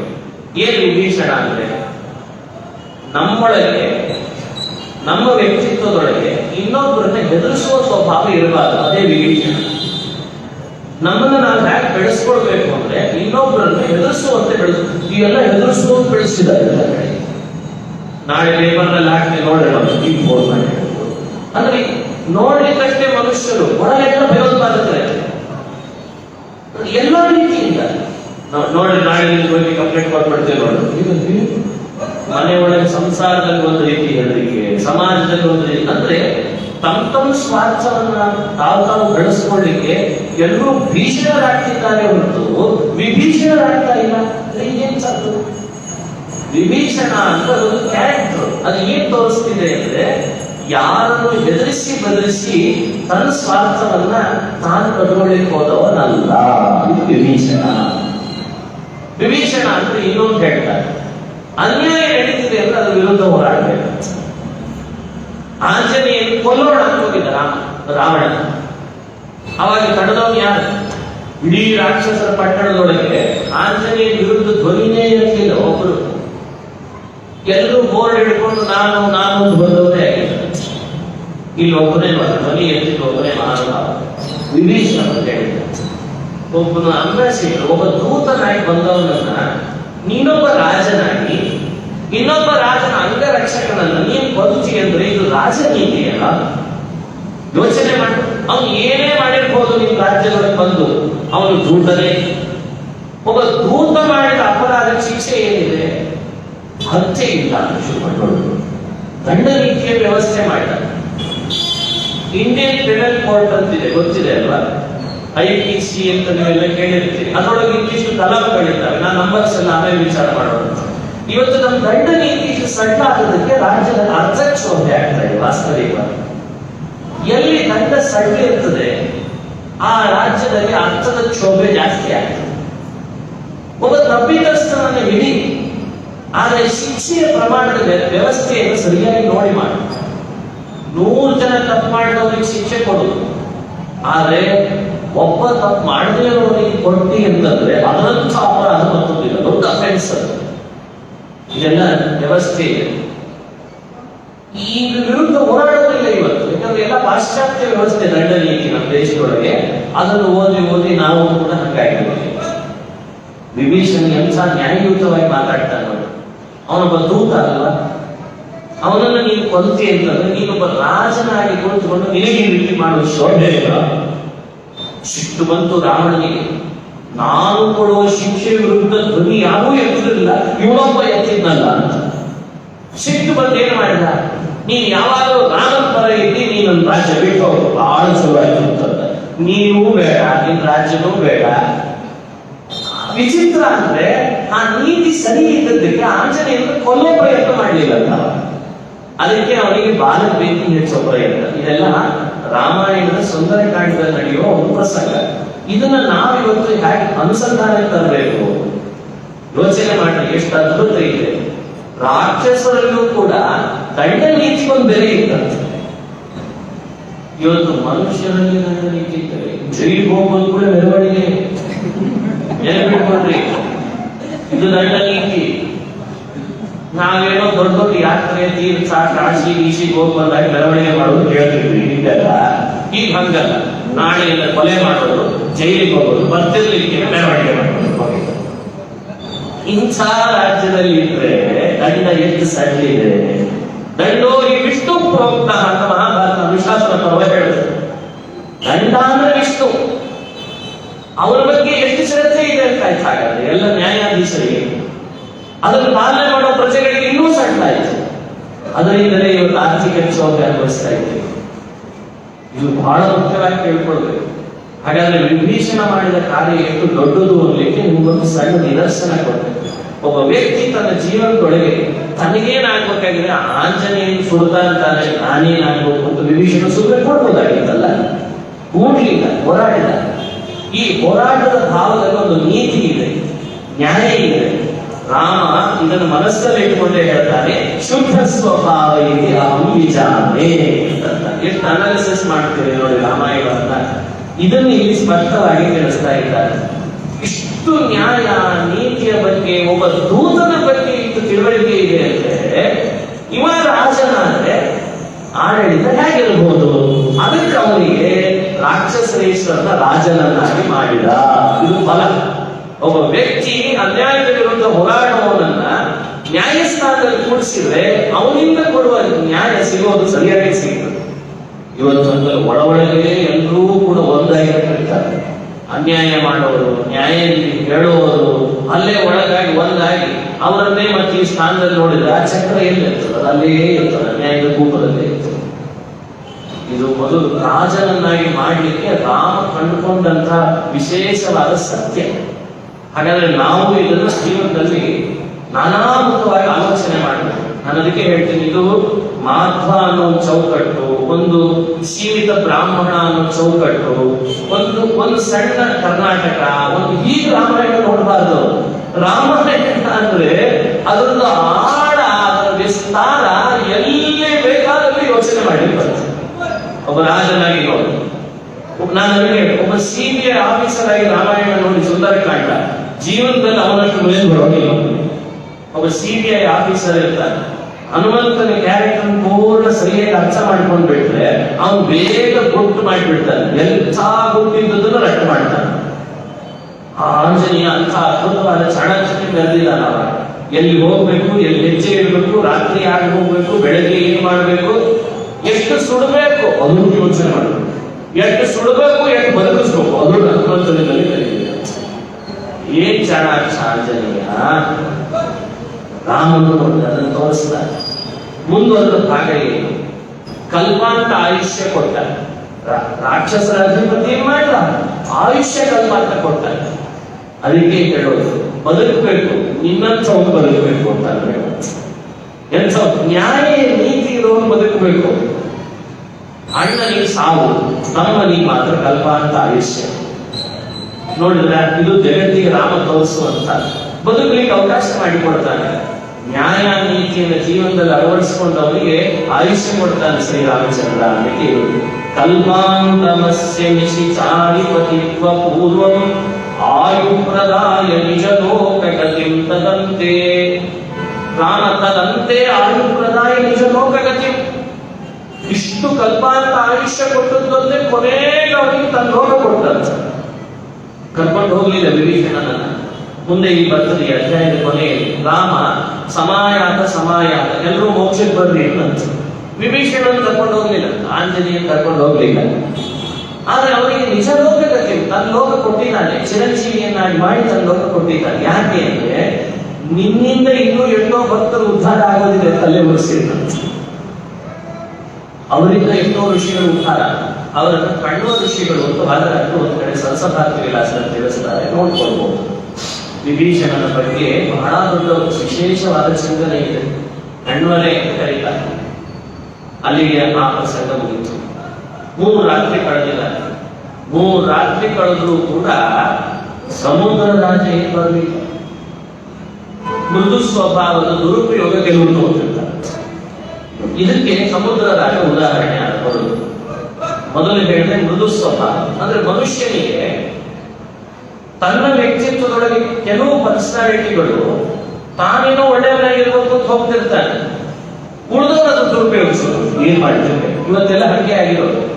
ನೀವು ಎಷ್ಟು ಯೋಜನೆಗಳನ್ನು ಹಾಕ್ತಿರಲ್ಲ ಅದೆಲ್ಲದನ್ನು ದುರುಪಯೋಗ ಮಾಡ್ತಾರೆ. ಅವರೇನೋ ಪಾಪ ಬಡವರು ಉದ್ಧಾರ ಆಗಲಿ ಮಾಡ್ತಿರ್ತಾರೆ, ಅದು ಒಂದು ಪೈಸೆ ಒಳಗೆ ಸಿಗುತ್ತಿರಲ್ಲ. ಯೋಚನೆ ಮಾಡಿದ್ರೆ ಇದು ಸ್ಪಷ್ಟ ಗೊತ್ತಾಗ್ತದೆ.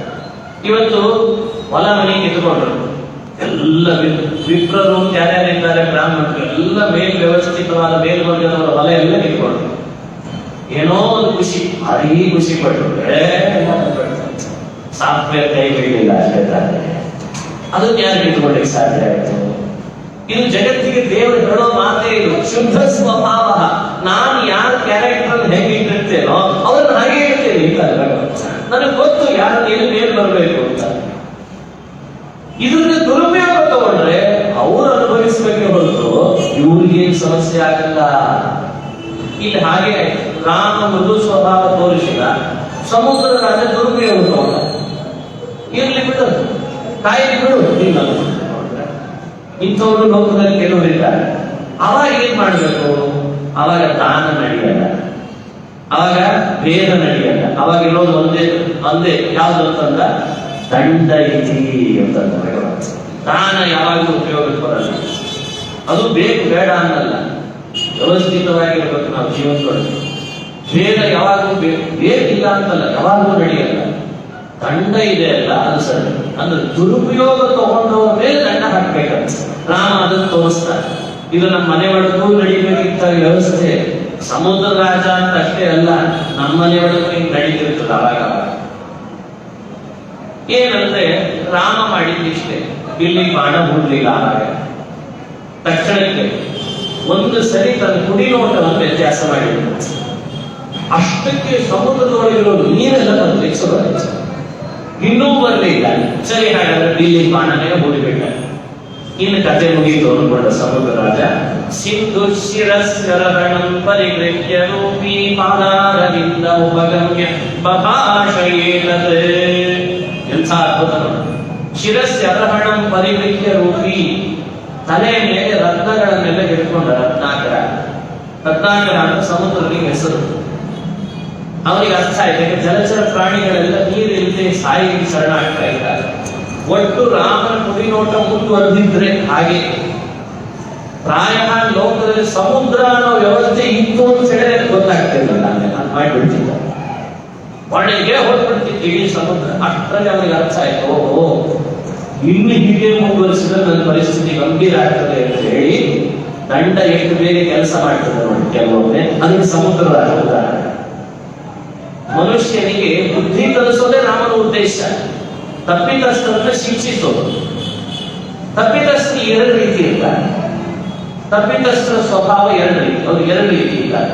ದೈವ ಆಸುರ ಏವಚ. ರಾವಣನಂಥವ್ರು ಒಂದು, ಈ ಹೇಳಿದ ಸಮುದ್ರ ರಾಜನಂಥವ್ರು. ನಾನು ಇದಕ್ಕೆ ಎರಡು ರೀತಿ ಈಗ ಹೇಳ್ತಿರ್ತೀನಿ. ಏನು ಅಂದ್ರೆ ತಪ್ಪಿತಸ್ಥರು ಅಂದ್ರೆ ಸ್ವಭಾವದಿಂದ ತಪ್ಪು ಮಾಡುವುದು ಒಂದು.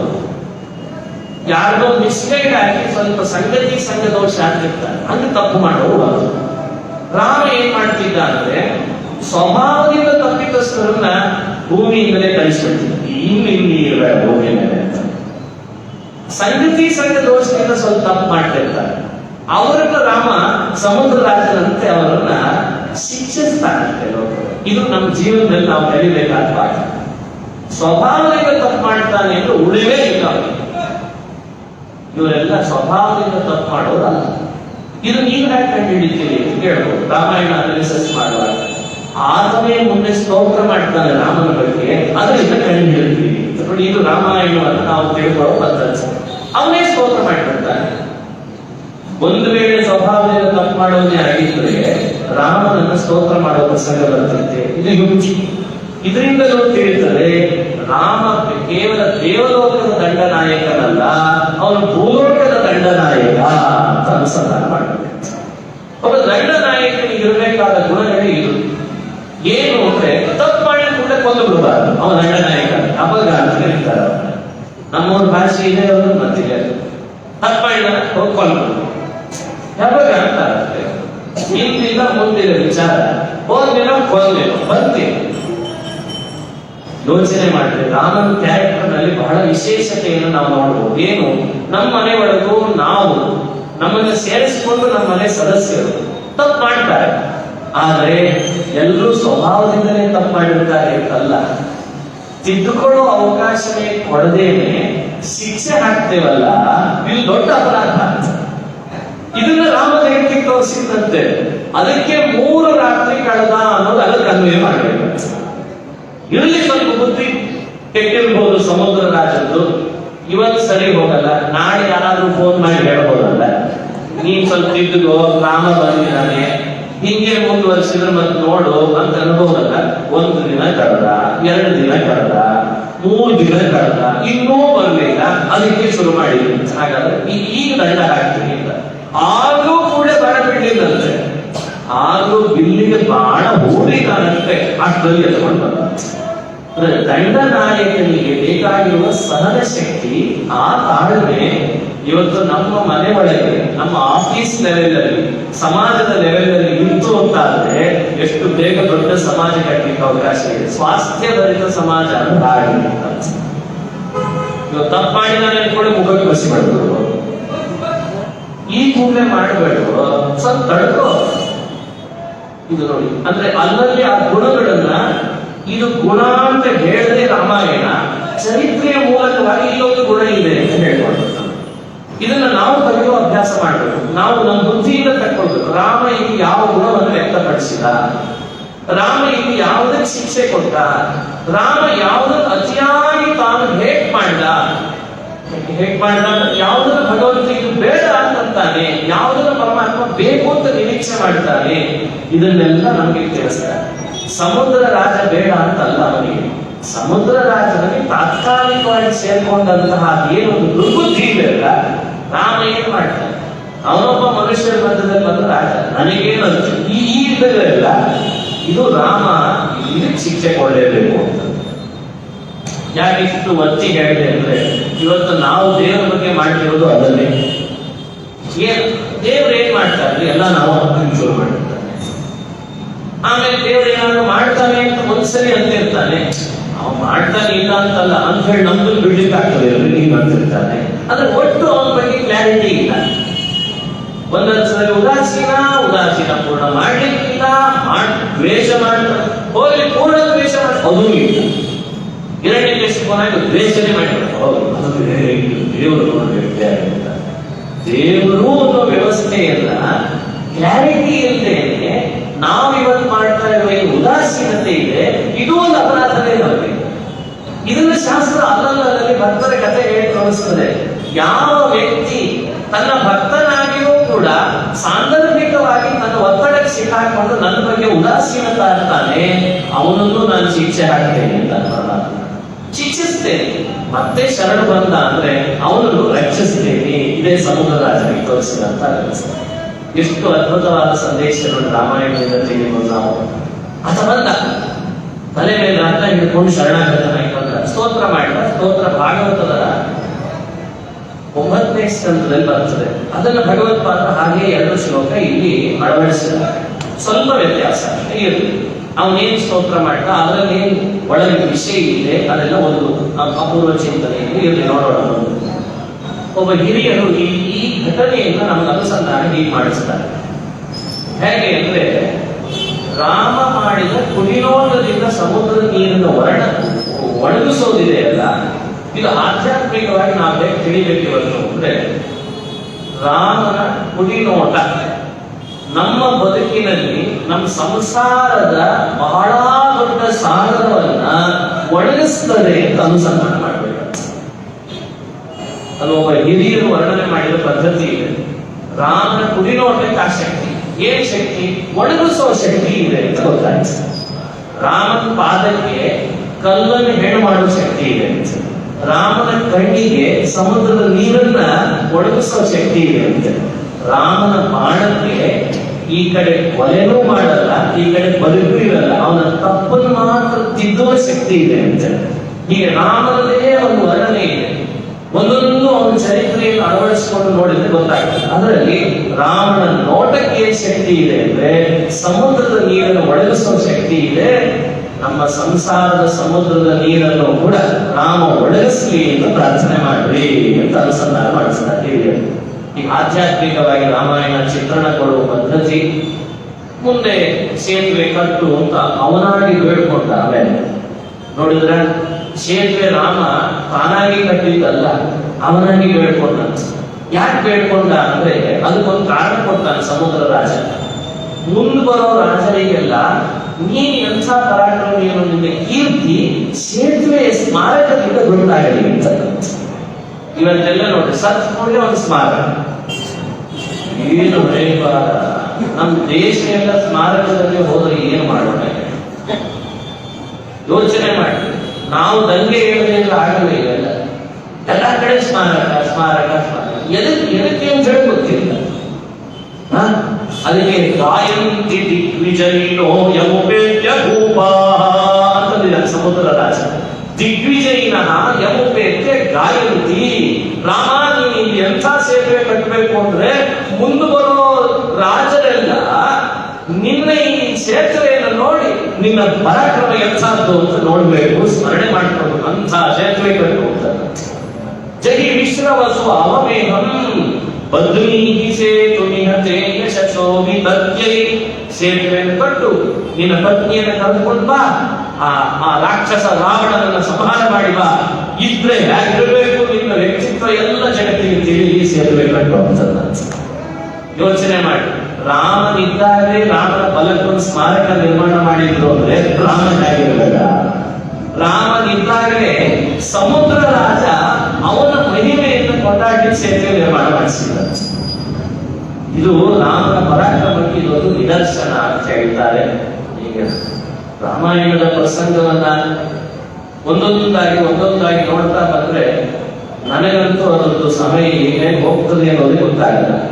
ಹಿಂದೆಲ್ಲ ಮನೆ ಒಳಗೆ ಒಂದು ಸಮಸ್ಯೆ ಆಯ್ತು ಅಂದ್ರೆ ಆ ಸಮಸ್ಯೆಗೆ ಪರಿಹಾರ ಅವರನ್ನ ಎಲ್ಲರನ್ನು ಕೇಳಲಿಕ್ಕೆ ಹೋದ್ರೆ ಆಗಲ್ಲ ಅಂತ ಗೊತ್ತಿರ್ತಿತ್ತು. ಅದಕ್ಕೆ ಒಂದು ವ್ಯಾಸಪೀಠ ಒಂದು ರಾಮಾಯಣ ಪುಸ್ತಕ. ಆ ರಾಮಾಯಣ ಪುಸ್ತಕ ಅವತ್ತು ತೆರೆದ್ರೆ ಅವರ ಮನೆ ಒಳಗಿರುವ ಸಮಸ್ಯೆಗಳು ಪರಿಹಾರ ಹೇಳ್ತಿತ್ತು ಅಂತ ಒಂದು ವಿಶ್ವಾಸ ಇತ್ತು. ಆ ಸಂಪ್ರದಾಯಕ್ಕೆ ವ್ಯವಸ್ಥೆಗಳು ಬಂದವರು ಇವತ್ತು ಮತ್ತೆ ಉಳಿಸ್ಬೇಕು, ನಮ್ಮ ಕೈಯಲ್ಲಿದೆ, ನಾವು ಅದನ್ನು ಬೆಳೆಸ್ಬೇಕು. ಅಂದ್ರೆ ಎಲ್ಲಾ ಸಮಸ್ಯೆ ಜಗತ್ತಿನಲ್ಲಿ ನಡೆಯೋದಕ್ಕೂ ಪರಿಹಾರ ರಾಮಾಯಣ ಅಂತ ನಂಬುವ ಪ್ರಜೆಗಳು ನಾವು ಭಾರತೀಯರು.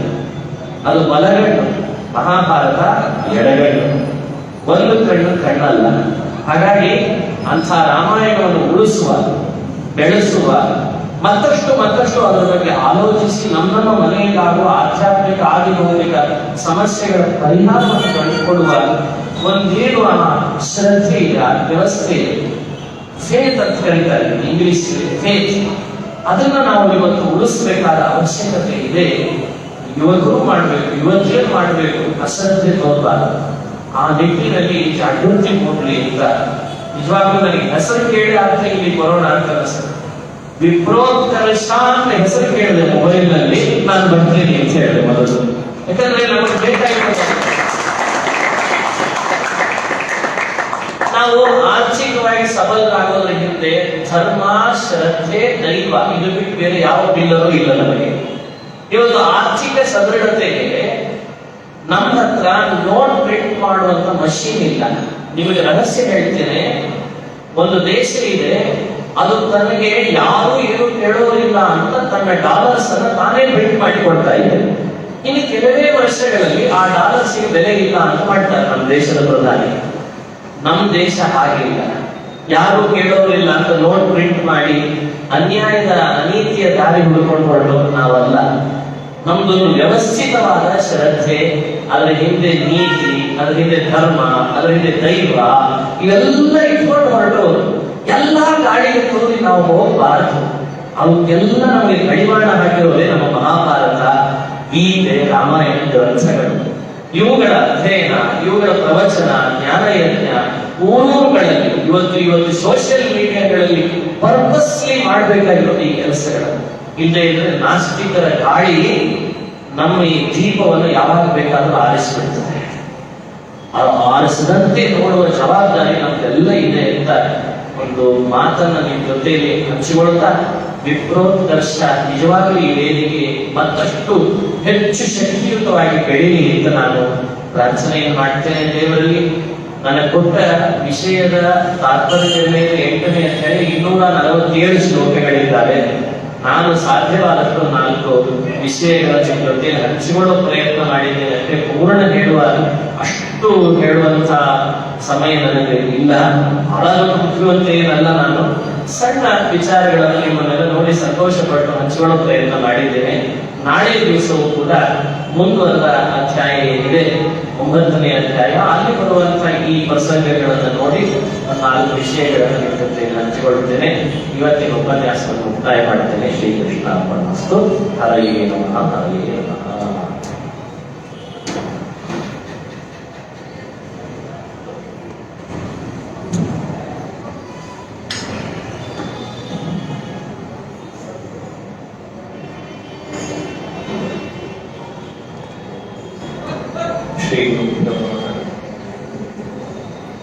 सत्याधिज्ञकरां वृद्धां पञ्चाशत्पुरुषपूजकां सत्यप्रमोदतीर्थाभ्यां नौमिन्याय सुधारतां श्रीसत्यात्मतीर्थगुरुभ्यो नमः. हरिः ओम्. ಇಲ್ಲಿಯವರೆಗೆ ಮಹಾಭಾರತ ತಾತ್ಪರ್ಯದ 8ನೇ ಅಧ್ಯಾಯದ ಸಾರಾಂಶ ಅಂತ ನಾವು ತಿಳ್ಕೊಂಡಿದ್ದೀವಿ ಮೊದಲಿಗೆ. ಆದರೆ ಅದರ ಅನುಸಂಧಾನವನ್ನು ಹೇಗೆ ಮಾಡಬೇಕು, ಕೇವಲ ಸಾರಾಂಶ ತಿಳಿಯುವುದಷ್ಟೇ ಅಲ್ಲ, ಅದನ್ನು ಹೇಗೆ ಅನುಸಂಧಾನ ಮಾಡಬೇಕು, ನಮ್ಮ ಜೀವನದಲ್ಲಿ ಅದನ್ನು ಹೇಗೆ ರೂಢಿಸಿಕೊಳ್ಳಬೇಕು, ರಾಮಾಯಣವನ್ನು ಯಾವ ರೀತಿ ನಾವು ಚಿಂತನೆ ಮಾಡಬೇಕು, ಈ ಎಲ್ಲ ವಿಷಯಗಳನ್ನು ಬಹಳ ಸುಂದರವಾಗಿ ಮನಮುಟ್ಟುವಂತೆ ನಿರೂಪಣೆ ಮಾಡಿಕೊಂಡಂತಹ ಆಚಾರ್ಯರಿಗೆ ವೈಯಕ್ತಿಕವಾಗಿ ಹಾಗೂ ಉತ್ತರ ಶ್ರೀಪುರ ವೇದಿಕೆ ಮತ್ತು ಪರಿಷತ್ತಿನ ವತಿಯಿಂದ ಮತ್ತು ಎಲ್ಲ ಶ್ರೋತೃ ವೃಂದದ ಪರವಾಗಿ ಶಿರಸಾಷ್ಟಾಂಗ ನಮಸ್ಕಾರಗಳನ್ನು ಅರ್ಪಿಸ್ತೇನೆ. ಆಚಾರ್ಯರು ನಾಳೆ ದಿವಸ ಕೂಡ ಬಂದು ಪ್ರವಚನವನ್ನು ನಡೆಸಿಕೊಡಬೇಕು ಅಂತ ಅವರಲ್ಲಿ ಪ್ರಾರ್ಥನೆಯನ್ನು ಮಾಡ್ತೇನೆ. ಬಹಳ ಶ್ರಮ ಕೊಡ್ತೇವೆ ಅವರಿಗೆ. ಹೀಗೆ 1.5 ತಾಸು ಪ್ರವಚನ ಹೇಳಬೇಕು ಅಂದರೆ ಒಬ್ಬರಿಂದ 2.5 ತಾಸು ಬಂದು 2.5 ತಾಸು ಹೋಗ್ಬೇಕು ಅವರು. 5 ತಾಸು ಪ್ರಯಾಣ ಮತ್ತು ಇಲ್ಲಿ 1.5 ತಾಸು ಪ್ರವಚನ, ಎಲ್ಲ ಶ್ರಮವನ್ನು ತೆಗೆದುಕೊಂಡು, ಆದರೆ ನಮ್ಮ ಮನಸ್ಸಿನ ಶ್ರಮ ಪರಿಹಾರ ಮಾಡ್ತಾ ಇದ್ದಾರೆ ಅವರ ಮಾತುಗಳಿಂದ, ಅವರ ಪ್ರವಚನದಿಂದ. ಆಚಾರ್ಯರು ನಾಳೆ ದಿವಸವೂ ಕೂಡ ಬಂದು ಪ್ರವಚನವನ್ನು ನಡೆಸಿಕೊಡಬೇಕು ಅಂತ ಅವರಲ್ಲಿ ಪ್ರಾರ್ಥನೆಯನ್ನು ಮಾಡ್ತೇನೆ ಮತ್ತು ಆಚಾರ್ಯರು ವ್ಯಾಸಮನೆಯನ್ನು ನೆರವೇರಿಸಬೇಕು ಅಂತ ಅವರಿಗೆ ಕೇಳಿಕೊಂಡು